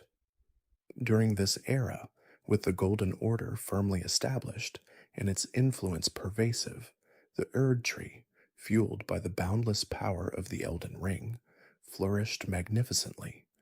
Its colossal form dominated the skyline of the lands between, its golden leaves showering the land with a constant ethereal grace. The Erdtree was not merely a tree, it was the physical manifestation of the Elden Ring's power and the source of all life and grace within the realm. Its roots delved deep into the earth, drawing sustenance and spreading its influence far and wide, while its branches reached towards the heavens, connecting the material world with the divine. The grace emanating from the Erdtree guided individuals, bestowing blessings and shaping destinies, a constant reminder of the Golden Order's omnipresence and the Elden Ring's vital role in sustaining the very fabric of existence. The Golden Order's tenets, meticulously crafted and enforced, shaped every aspect of life in the lands between. Central to these tenets was the belief in destined death's removal, a foundational principle that profoundly altered the natural cycle of life and death. With destined death sealed away by Marika, true death became impossible. Instead, souls returned to the Erd Tree, feeding its growth and perpetuating a cycle of rebirth, albeit one that was often agonizing and without true release. This manipulation of life and death was a cornerstone of the Golden Order's power, granting immortality to some and ensuring a continuous flow of life force to the Erd Tree. However, this suppression of destined death also led to unforeseen consequences, creating creatures that lingered in a state between life and death, and ultimately contributing to the stagnation that would later plague the lands between. The Golden Order's laws, enforced by the zealous tree sentinels and the erudite finger maidens, governed everything from societal structure to magical practices, ensuring adherence to Marika's divine will and the preservation of the established order. Despite their immense power and divine lineage, the demigods themselves were not immune to the Golden Order's stringent laws, nor were they free from their own inherent curses. Malenia, the blade of Miquella, was eternally afflicted by the Scarlet Rot, a horrifying disease that slowly consumed her body and mind, a constant reminder of the fragility even of divine flesh. Miquella, though an Empyrean and a prodigy, was trapped in eternal childhood, unable to grow into his full potential, a curse that he desperately sought to overcome. Morgott and Mohg, the Omen twins, were born with monstrous forms, their bodies covered in horns and scales, a mark of impurity in the eyes of the Golden Order, forcing them to live in the shadows or embrace their outcast status. Radahn, though a mighty warrior, was slowly succumbing to the madness brought on by the Scarlet Rot, a consequence of his battle with Malenia. These curses, whether physical, mental, or spiritual, were not mere afflictions, but integral aspects of their being, shaping their motivations, their struggles, and ultimately their destinies. They demonstrated that even those closest to divinity were subject to the inherent limitations and cruelties woven into the fabric of the lands between, a testament to the complex and often tragic nature of power within the Golden Order. The story now shifts dramatically to a pivotal moment, predating the calamitous shattering itself, the infamous Night of Black Knives. This event, occurring during the pre-shattering era, and specifically involving the shadowy Black Knives, irrevocably altered the destiny of the lands between. To understand its genesis, we must first recall Queen Marika, the Eternal, the sovereign deity of the lands between, and the vessel of the Elden Ring, the very embodiment of the Golden Order's power. In a move of profound consequence, Marika, for reasons still debated by scholars, removed the Rune of Death from the Elden Ring. This rune, also known as Destined Death, represented the natural end to all life, an essential component of the world's cycle that the Golden Order sought to suppress. With its removal, true death became impossible for those blessed by the Erd Tree, leading to a state of undeath for many. Marika then entrusted this dangerous artifact to her own shadow, Malekith the Black Blade, a formidable beastman warrior bound to her by an unbreakable oath. Malekith, in his unwavering loyalty, sealed the Rune of Death within his own blade, becoming its vigilant guardian, ensuring that destined death could not be unleashed upon the world. However, the machinations of fate, or perhaps free will, were already underway. Ranni the Witch, an Empyrean, a being chosen by the greater will to potentially succeed Marika as a god, found her destiny to be a gilded cage. The greater will, an outer god that exerts its influence through its vassal, the Two Fingers, sought to control Empyreans, guiding them toward a predetermined path. Ranni, fiercely independent and rebellious, yearned to escape this predetermined fate, to break free from the greater will's suffocating embrace. She saw her physical body, her Empyrean flesh, as the very tether binding her to this unwanted destiny.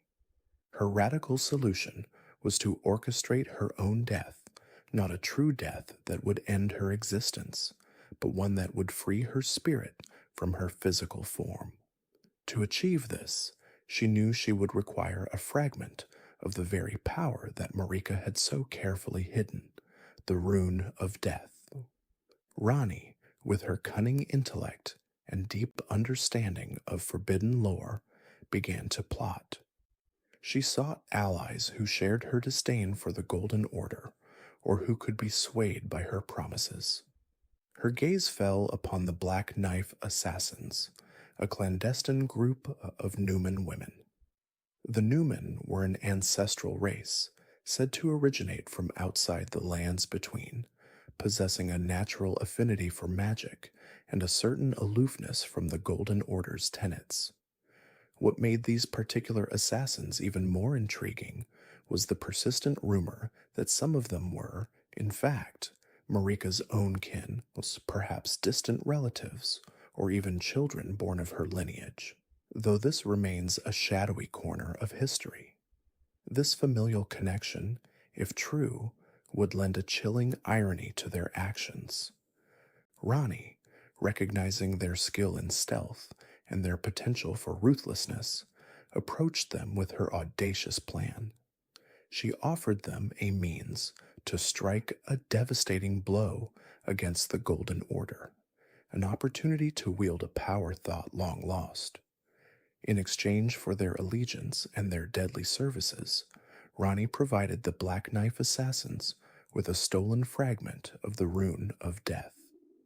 How she managed to acquire this fragment, bypassing Malekith's formidable guardianship, is a testament to her ingenuity and the depth of her conspiracy.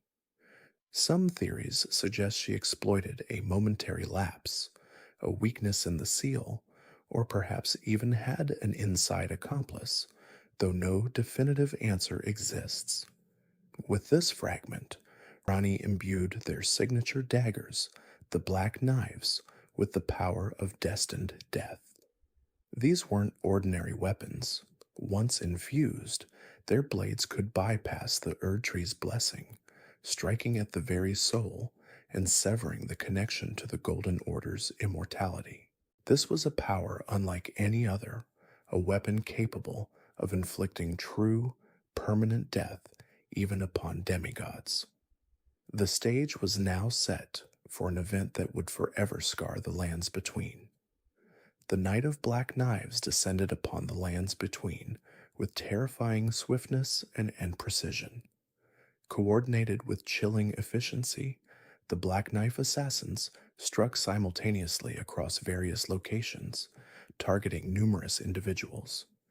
However, their primary target, the one that would reverberate through history, was Godwyn the Golden.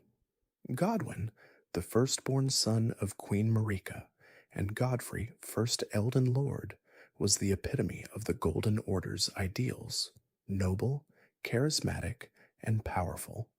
He was a beloved figure, a symbol of the Golden lineage's strength and prosperity.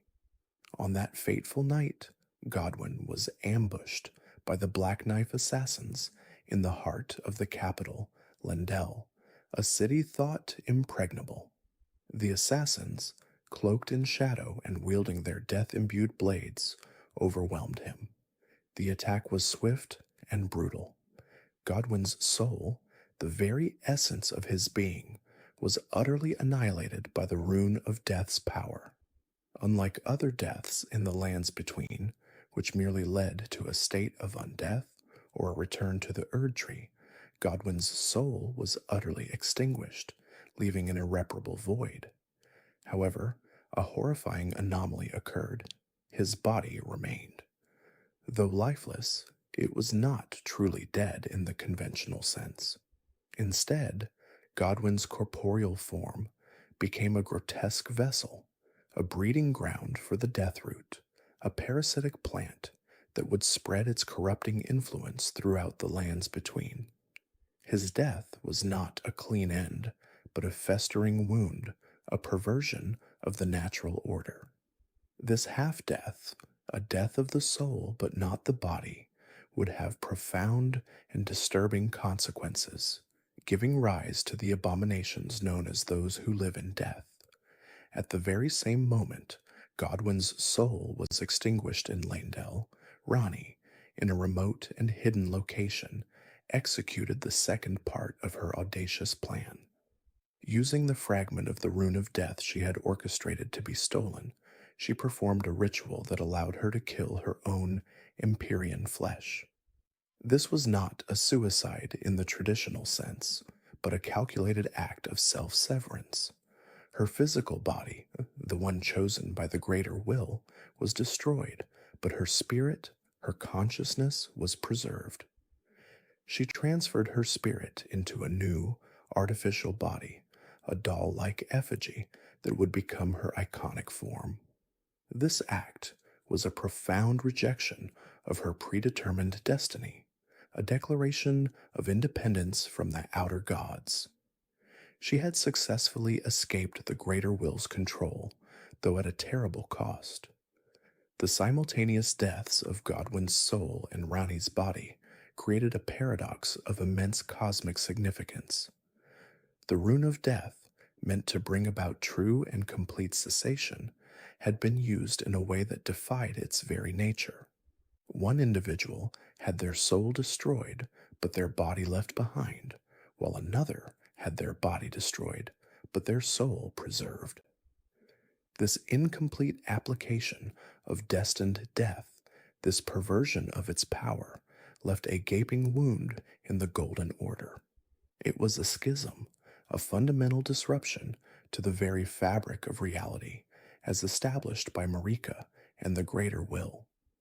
The Golden Order, once seemingly unshakable, was now irrevocably fractured. The repercussions of this horrific night were immediate and cataclysmic. Queen Marika, upon learning of the brutal murder of her beloved firstborn son, Godwyn, was consumed by an unimaginable grief and a righteous, incandescent rage. The death of Godwyn, particularly in such a grotesque and unnatural manner, was a direct assault on her Golden Order, a profound betrayal. In her anguish and fury, Marika committed the ultimate act of defiance. She shattered the Elden Ring. With a single earth-shattering blow, the very symbol of her power and the foundation of the Golden Order was broken into countless fragments. This was not a calculated act of war, but an emotional outburst, a desperate lashing out against the forces that had brought such sorrow upon her. The shattering of the Elden Ring was the catalyst for the event that would forever define the history of the lands between, the shattering. The immediate consequence was the unleashing of the great runes, the shards of the Elden Ring, which were claimed by Marika's demigod children.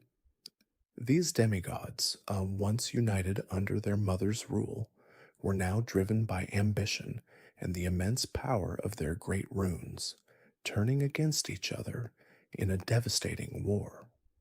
The stability of the Golden Order, which had held the lands between in a fragile peace for centuries, completely collapsed.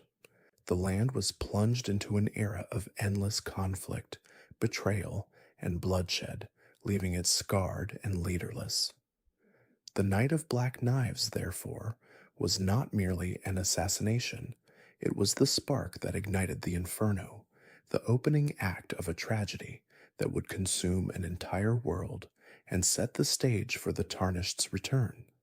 And so, with the Golden Order established, and the Greater Will's dominion seemingly absolute, we arrive at the next cataclysmic turning point in the history of the lands between, the Shattering. This era, aptly named for the event that defined it, marks the unraveling of everything Marika had built, a period of profound grief, defiance, and ultimately war. Following the disappearance of Godfrey and the ascension of Radahn as Marika's consort, a deep disquiet began to settle over the Divine Queen. The exact catalyst remains shrouded in mystery, but it is understood that Queen Marika, in an act of unimaginable grief and profound defiance against the very outer god she had served, shattered the Elden Ring. This was not a sudden, impulsive act, but rather the culmination of centuries of subtle resistance and growing disillusionment with the greater will's oppressive influence. Marika, the very vessel of the Elden Ring and the embodiment of its power, had come to view its unwavering order as a cage, a gilded prison for the lands between. Her motivations were complex, a desperate yearning for freedom, perhaps driven by the suffering she witnessed or the sacrifices she had been forced to make.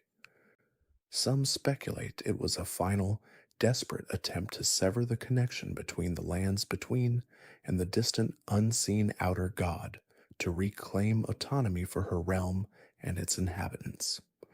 The act itself was a cosmic upheaval, a reverberating shockwave that echoed across the entirety of the lands between, tearing at the very fabric of reality and divine law. The immediate and most visible consequence of Marika's defiant act was the fragmentation of the Elden Ring's immense power. The Elden Ring, once a singular, cohesive entity representing the laws of the world, fractured into numerous great runes. These were not mere shards, but potent, self-contained fragments of divine authority, each imbued with a portion of the Elden Ring's original might. Each great rune represented a fundamental aspect of the shattered order, a piece of the cosmic puzzle that once whole had governed life, death, and destiny. The shattering of the Elden Ring was not merely a physical breaking, but a metaphysical one, irrevocably altering the nature of power in the lands between. In the wake of this unprecedented event, the demigods, the numerous and powerful children of Marika and Radahn, emerged as central figures. Each of these formidable beings, born of a god and possessing immense innate power, instinctively gravitated towards the newly formed great runes. They each claimed one, or in some cases, multiple great runes, believing themselves to be the rightful inheritors of the shattered divine authority. This belief was not entirely unfounded. As direct descendants of Marika, they possessed a legitimate claim to some aspect of the Elden Ring's legacy. However, their ambition far outstripped their wisdom. Each demigod, blinded by the allure of ultimate power and convinced of their own destiny, saw themselves as the sole legitimate successor to Marika, the one true candidate to become the new Elden Lord and reforge the Elden Ring in their own image. This collective delusion, fueled by pride and a hunger for dominion, laid the groundwork for the ensuing cataclysm. Among these ambitious demigods, one figure stands out as a stark illustration of the era's desperation: Godrick the Grafted. A direct descendant of Godfrey and Marika, Godrick was perhaps the least powerful of the demigods, a fact that gnawed at his insecure soul. In a desperate and grotesque attempt to compensate for his perceived weakness and to gain the strength he believed necessary to contend for the Elden Lordship, Godrick began to graft. This horrific practice involved severing the limbs and bodies of defeated warriors, both human and beast, and painstakingly attaching them to his own form. He believed that by accumulating the strength of others, he could ascend to a position of power and command respect. Each new limb, each grafted torso, was a testament to his ambition and his profound insecurity, transforming him into a monstrous, multi-limbed figure, a living embodiment of the era's desperate scramble for power. His actions, while extreme, reflected the pervasive mindset of the time, a ruthless pursuit of strength by any means necessary, even if it meant sacrificing one's own humanity. The inevitable consequence of such widespread ambition and the fragmentation of divine power was war. The demigods, each wielding a great rune and commanding vast armies, turned upon one another in a devastating conflict that became known simply as the Shattering. This was not a localized skirmish, but a continent-wide conflagration, a brutal struggle for supremacy that pitted brother against sister and cousin against cousin. The alliances shifted constantly, driven by opportunism and betrayal. Great armies clashed on battlefields that stretched across the entirety of the lands between, from the windswept plains of Limgrave to the volcanic peaks of Mount Gelmir. The war was characterized by immense destruction and unimaginable suffering, as the demigods wielding divine power unleashed their full might upon one another and their respective domains. The lands between, once a realm of golden grace under the unified Elden Ring, were plunged into chaos and utter devastation.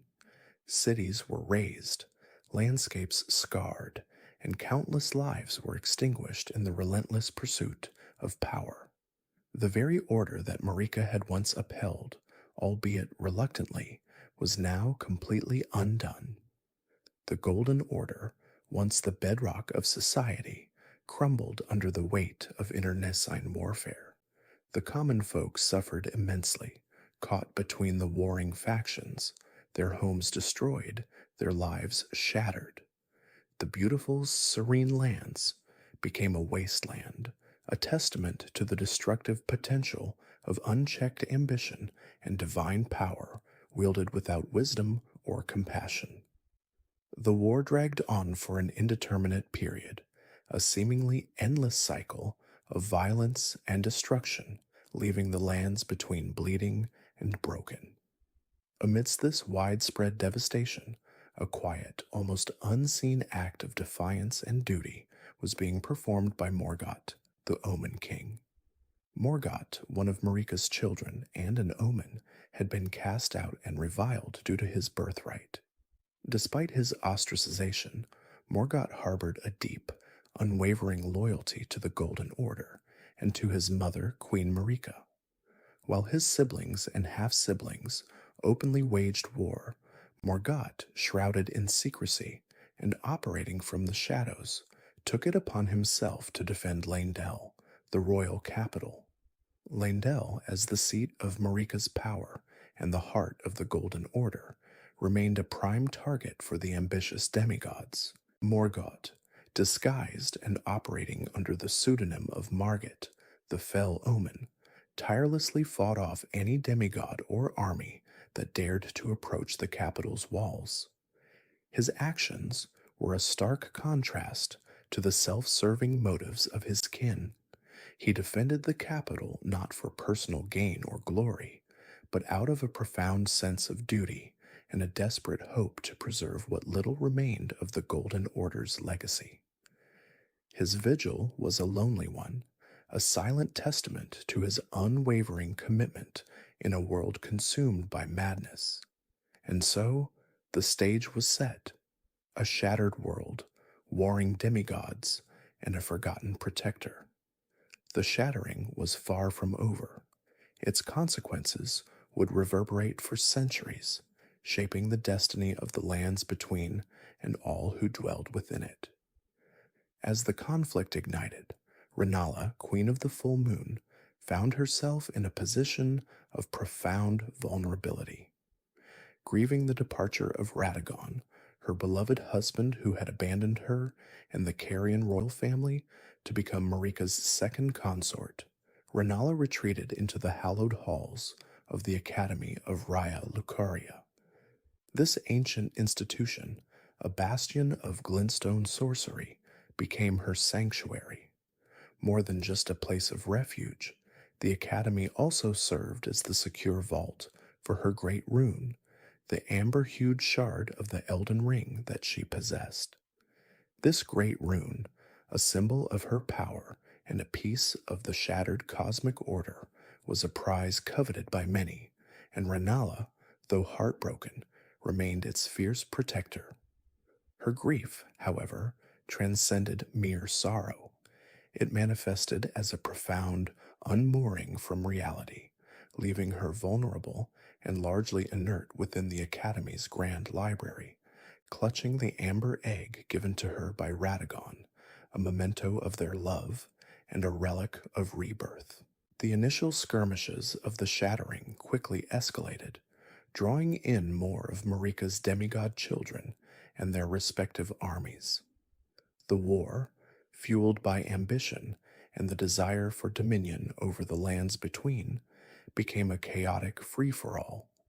No single faction or demigod could gain a decisive advantage, leading to a protracted and bloody stalemate. The sheer power wielded by these demigods, each a fragment of Marika's divine essence and often bearing a great rune, ensured that any victory was hard-won and often short-lived. The lands between groaned under the weight of ceaseless conflict, its landscapes scarred by battles, and its people caught in the crossfire of their divine rulers. This period of intense yet indecisive warfare set the stage for the most calamitous confrontation of the entire Shattering. Among the demigods, two figures stood out as paragons of martial might and destructive potential: Malenia, Blade of Miquella, and Starscourge Radahn. Malenia, an Empyrean and twin sister to Miquella, was a peerless warrior, her prosthetic arm and leg belying a devastating grace and speed in combat. She was known as the Goddess of Rot due to the dormant outer god of the Scarlet Rot within her, a curse she had battled since birth. Radahn, on the other hand, was a colossal figure, a master of gravity magic who had learned to hold back the very stars themselves. He was a general of immense charisma and power, revered by his soldiers and feared by his enemies. Their inevitable clash was not merely a battle, but a cataclysmic event that would forever alter the fate of Caelid and its inhabitants. Their fated meeting occurred in the desolate wastes of Caelid, a land already harsh and unforgiving. The ensuing battle between Malenia and Radahn was a spectacle of unimaginable destruction. Radahn, astride his loyal steed Leonard, commanded the very gravitational forces of the earth, raining down meteors and crushing his foes with immense force. Malenia, with her unparalleled swordsmanship and the latent power of the Scarlet Rot, met his might with a whirlwind of steel and a terrifying precision. The ground trembled, the sky burned, and the very fabric of reality seemed to fray under the intensity of their combat.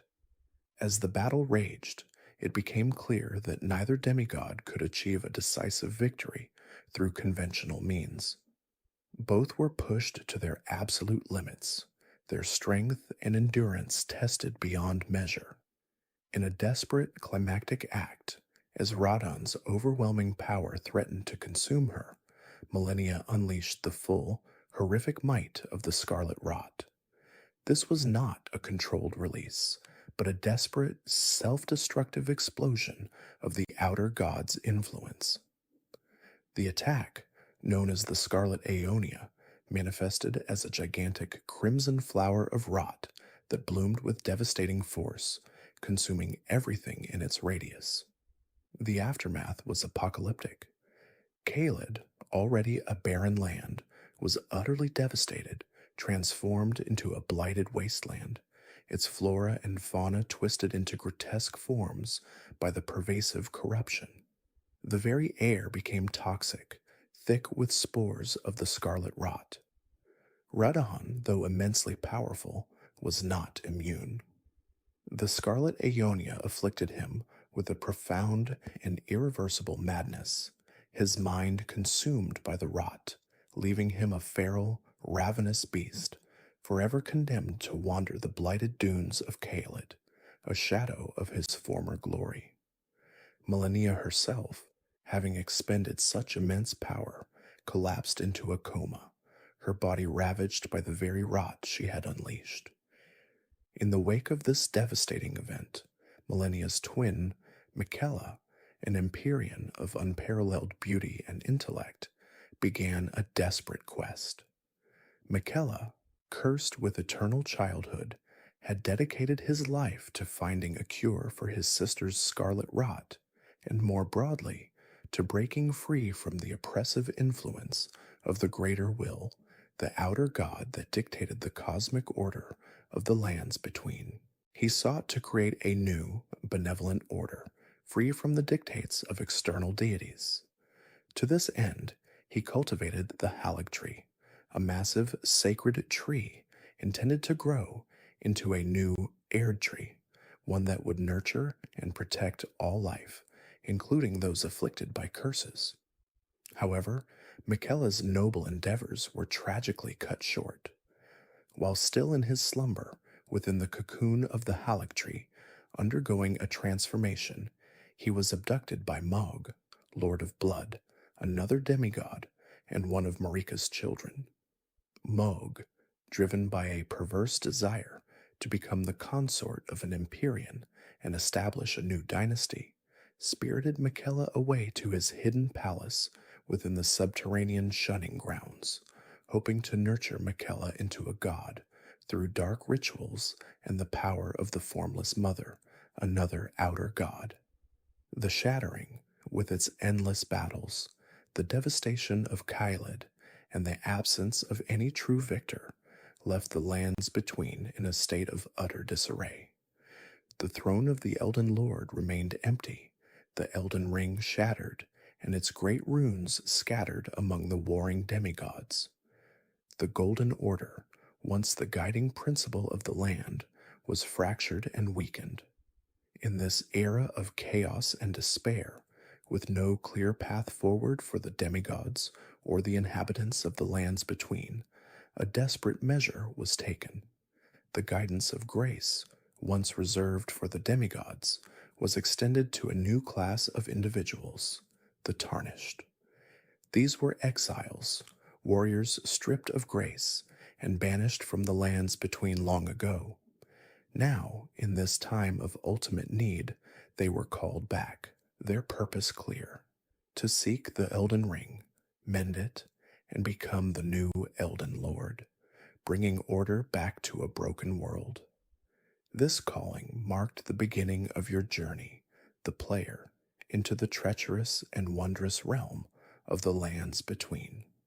Following the devastating confrontation between Radahn and Malenia, a battle that forever scarred the lands of Caelid and left both demigods severely weakened, the timeline now shifts to the post-Shattering period, a time marked by the insidious spread of the Scarlet Rot and the desperate measures taken to combat it.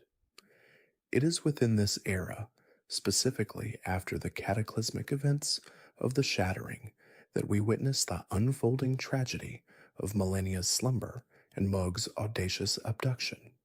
Miquella, Malenia's twin brother and an Empyrean himself, was burdened by two profound afflictions: his sister's incurable Scarlet Rot, a devastating and mutating disease born from the outer god of Rot, and his own eternal childhood, a curse that prevented him from ever maturing into an adult, locking him in a perpetual state of infancy.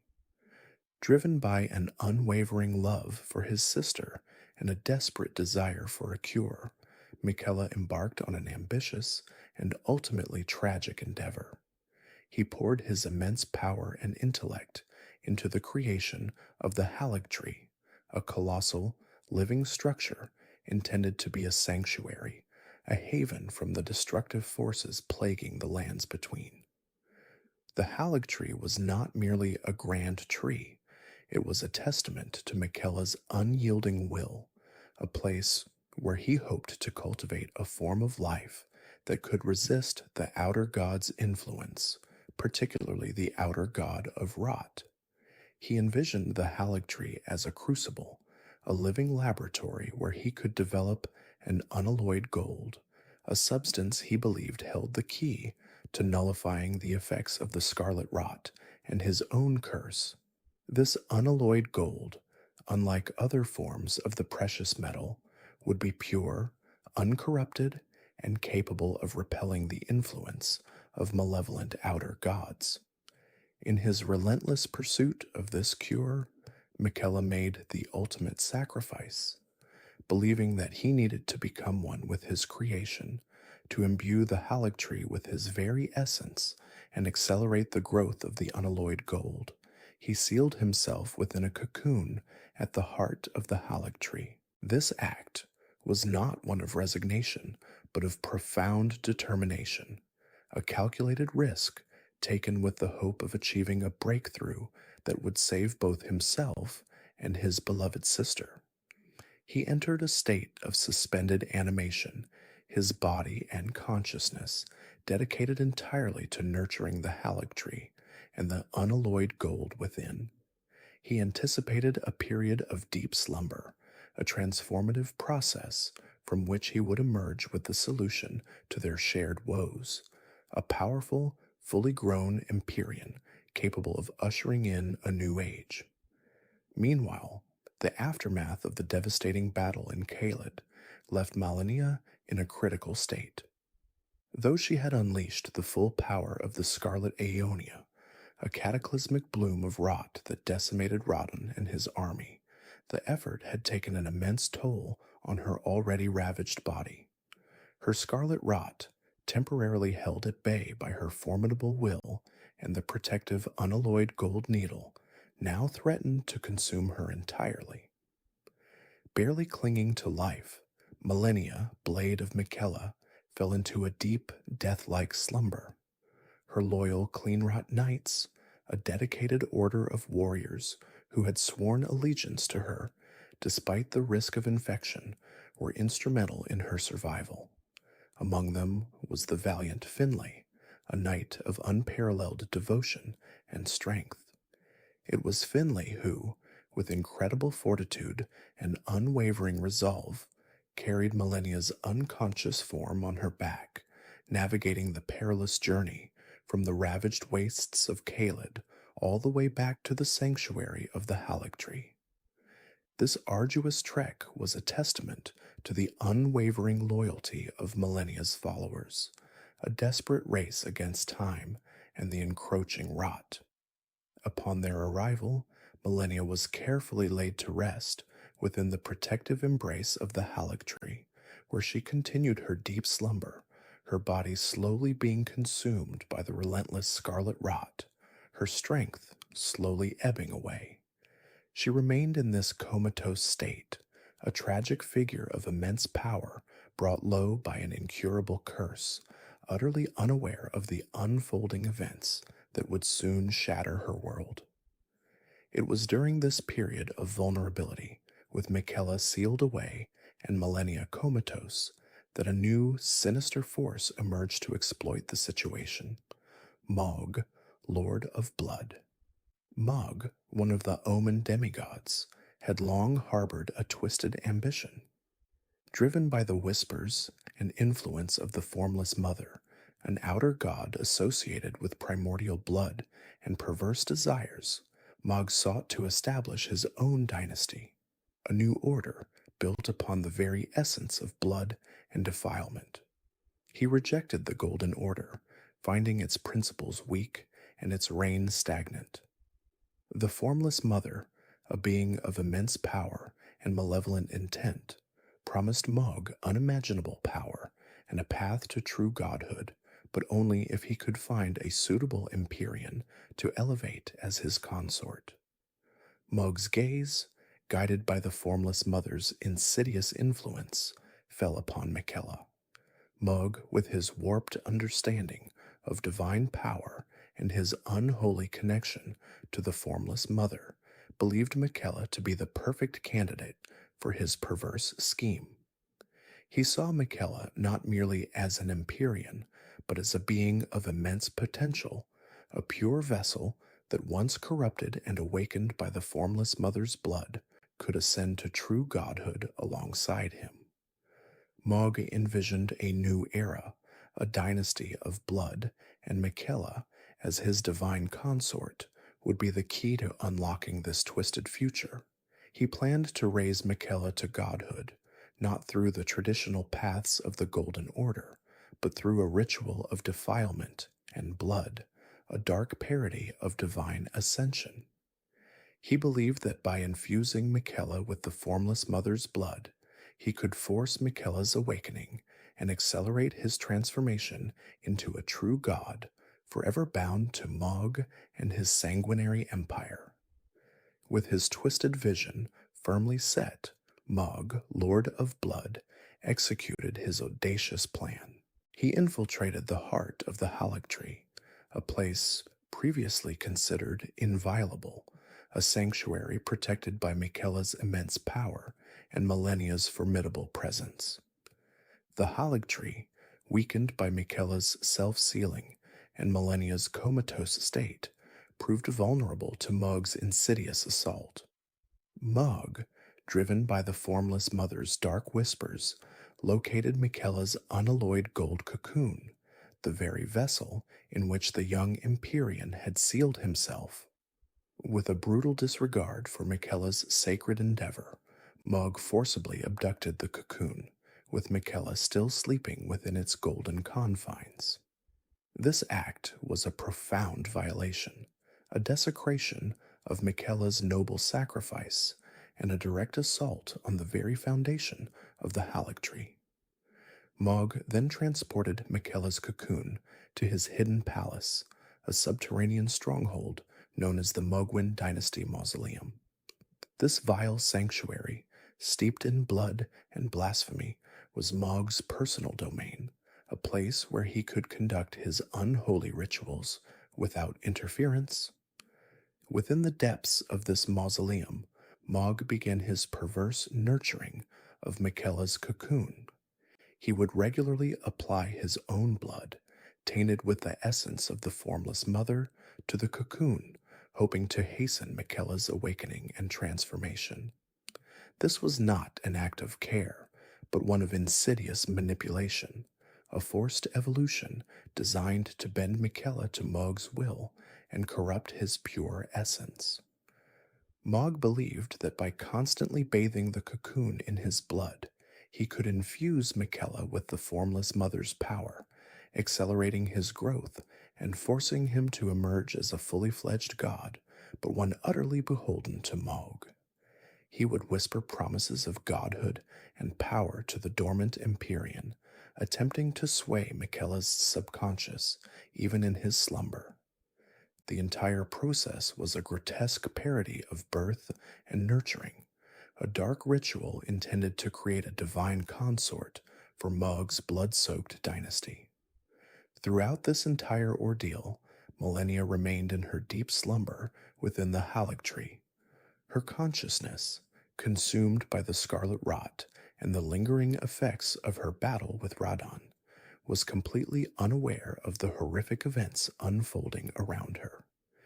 The abduction of her beloved twin brother, the desecration of the Haligtree, and Mohg's perverse machinations all transpired while Malenia lay comatose, a tragic victim of circumstance and the machinations of malevolent outer gods. Her loyal Cleanrot knights, though vigilant, were unable to prevent Mohg's stealthy and powerful infiltration. The loss of Miquella, her only hope for a cure, and her most cherished companion, would be a devastating blow, a betrayal that would only deepen her despair should she ever awaken to the truth. The Haligtree, once a beacon of hope and sanctuary, now stood as a monument to a broken promise, its heart stolen and its purpose perverted by the Lord of Blood. Following Malenia's long slumber and Mohg's insidious abduction of Miquella, the lands between remained fractured, a land scarred by the devastating conflict known as the Shattering. It is during this tumultuous period, specifically post-Shattering, that we turn our attention to the steadfast yet tragic figure of Morgott, the Omen King. While the other demigods squabbled for power and territory, Morgott, burdened by his omen heritage and the societal revulsion it engendered, undertook a solitary and thankless task: the secret defense of Leyndell, the royal capital. This magnificent city, once the heart of the Golden Order and the seat of Queen Marika's power, became his singular focus, a sacred trust he bore in the absence of any other willing or capable protector. Morgott, despite being an omen, a being born with horns and other cursed features, deemed an affront to the Golden Order, remained an undeniably loyal son of Queen Marika.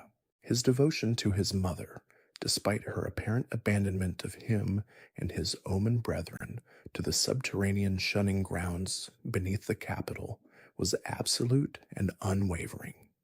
This profound, almost filial piety fueled his every action.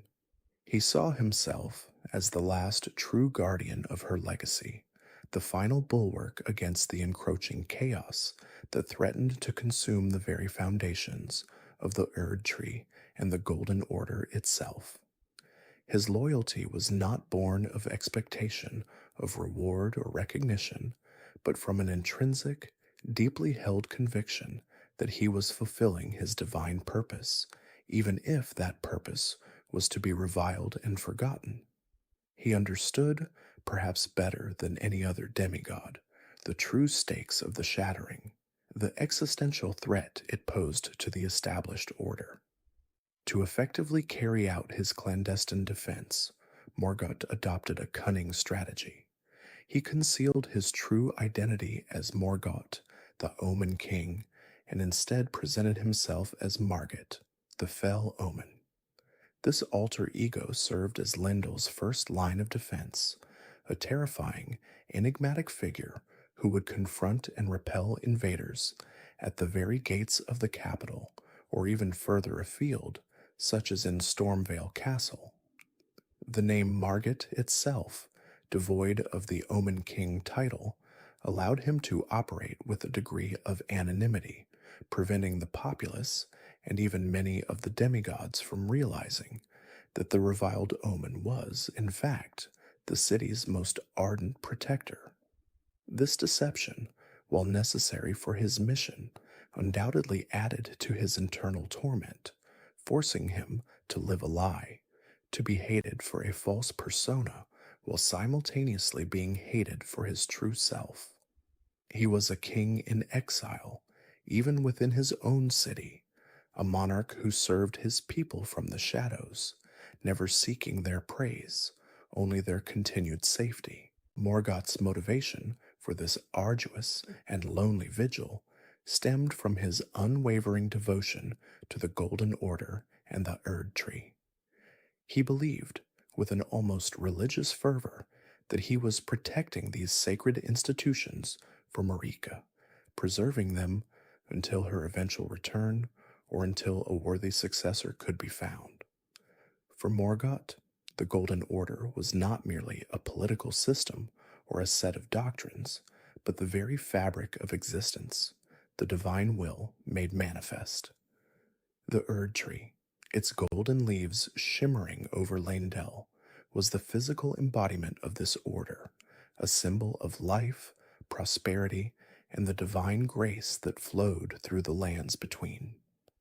To allow it to fall, to permit invaders to defile its sanctity, was anathema to him.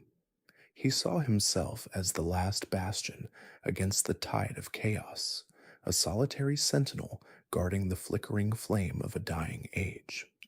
His actions were a testament to a profound, almost fanatical sense of duty, a burden he willingly shouldered even as it crushed his spirit.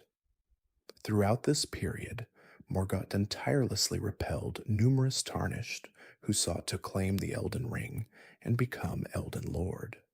These tarnished, driven by ambition and the guidance of grace, represented a direct threat to the stability Morgott desperately sought to maintain. Each tarnished, in his eyes, was a potential destabilizing force, another claimant to a throne he believed was rightfully Marika's, or at least not yet ready for a new occupant. He confronted them with a ferocity born of desperation, his omen strength and battle prowess honed by countless skirmishes. He would appear seemingly out of nowhere, a spectral figure wielding a spectral staff, his pronouncements filled with disdain for their ambition and lust for power. He saw them not as heroes, but as interlopers, ignorant of the true weight of the Elden Lord's mantle and the sacred duty it entailed. His encounters with these tarnished were often brutal, a stark demonstration of his power and his unwavering resolve. Beyond the countless tarnished, Morgott also engaged in combat with other demigods who attempted to breach Leyndell's defenses. These were not mere skirmishes, but clashes of monumental power, as the fractured children of Marika vied for control of the capital and the Elden Ring. While specific encounters are often shrouded in the mists of lore, it is clear that Morgott stood as the ultimate obstacle to any demigod's ambitions. He would have faced the relentless assaults of Radahn's forces, the cunning maneuvers of Rykard's followers, and the destructive power of Mohg's blood rituals, all aimed at seizing the heart of the lands between. Each victory, hard won and often costly, reinforced his image as the unyielding guardian, a figure of terror to those who sought to usurp the throne. He was the silent enforcer of Marika's unspoken will, the one who kept the peace, however fragile, by force of arms and sheer unadulterated strength. One notable confrontation that stands out is Morgott's engagement with and eventual defeat of Godrick the Grafted. Godrick, in his pathetic ambition, undoubtedly attempted to seize Leyndell, believing his lineage and the power of grafting would grant him victory. Morgott, however, was a far superior warrior and strategist. He confronted Godrick, likely at the gates of Leyndell or in a nearby region, and decisively defeated him, forcing the craven demigod to flee in disgrace to Limgrave. This defeat was a profound humiliation for Godrick, a testament to Morgott's raw power and his unwavering commitment to his duty.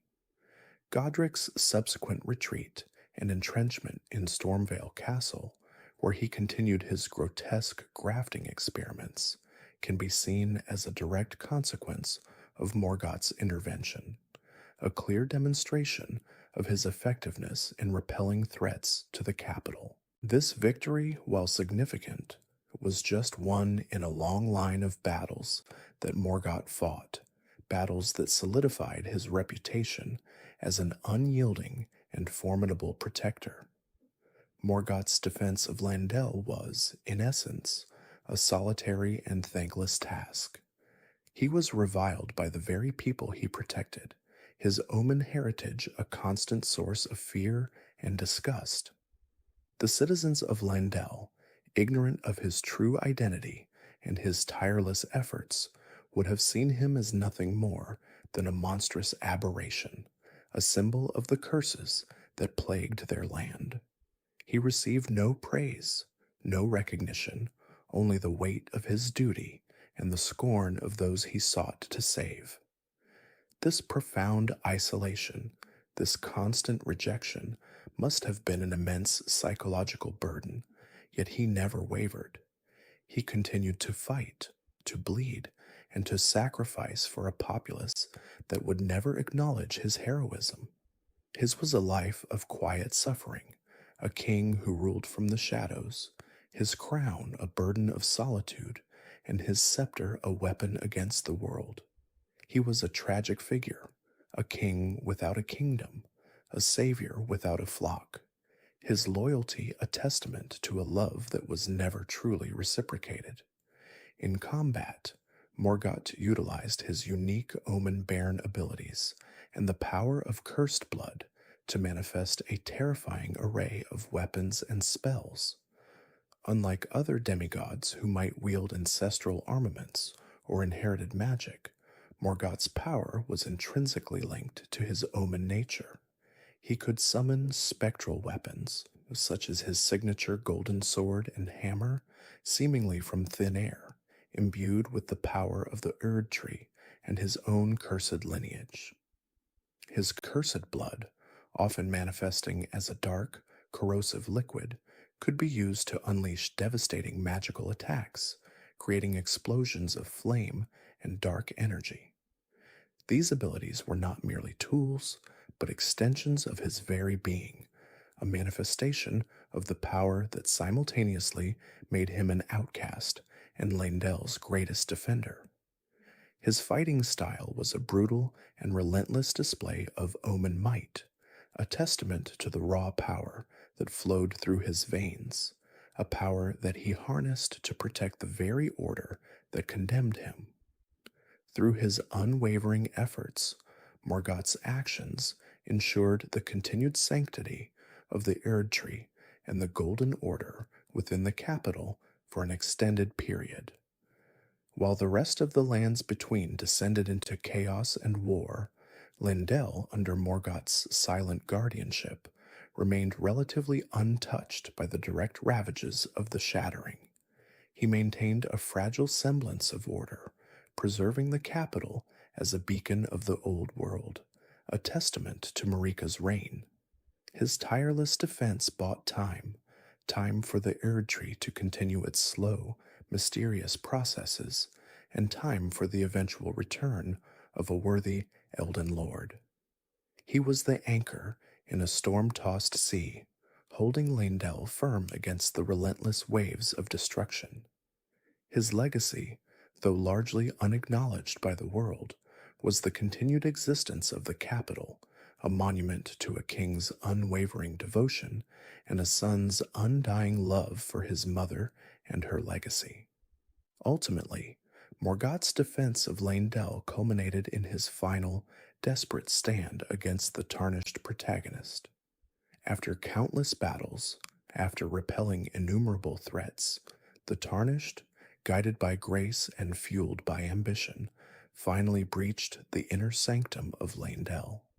Here, in the heart of the capital, Morgott confronted the protagonist, revealing his true identity as the Omen King, his final, tragic monologue a testament to his unwavering devotion and his profound weariness. He fought with the ferocity of a cornered beast, a king defending his last, sacred trust, his spectral weapons and cursed blood unleashed in a final, glorious display of omen power. His defeat at the hands of the Tarnished marked the end of an era, the fall of Leyndell's last true defender, and the final poignant chapter in the story of Morgott, the Omen King, the most loyal yet most reviled son of Queen Marika.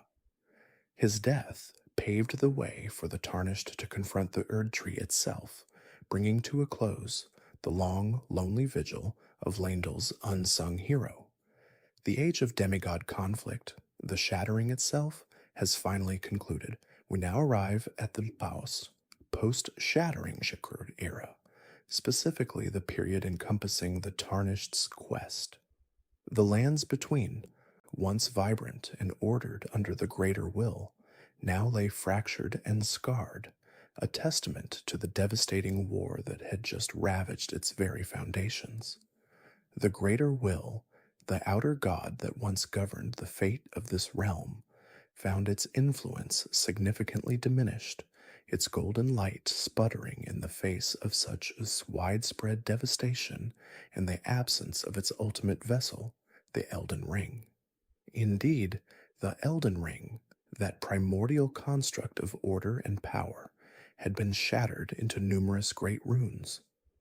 These fragments, each imbued with immense power, were claimed by Marika's children, the demigods, who in their insatiable greed and lust for power became known as the shardbearers.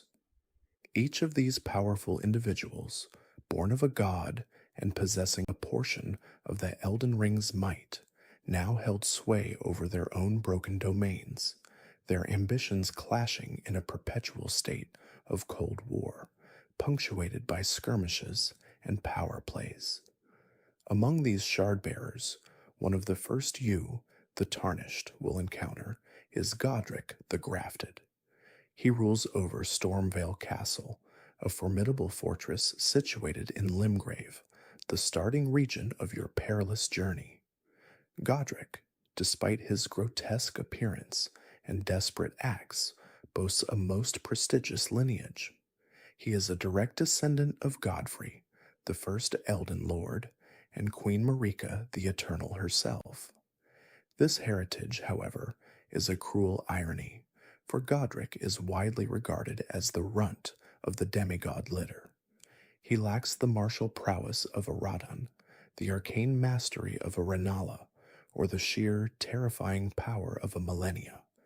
His birthright, instead of bestowing strength, seems only to highlight his inherent weakness, making his attempts to assert dominance all the more pathetic and desperate.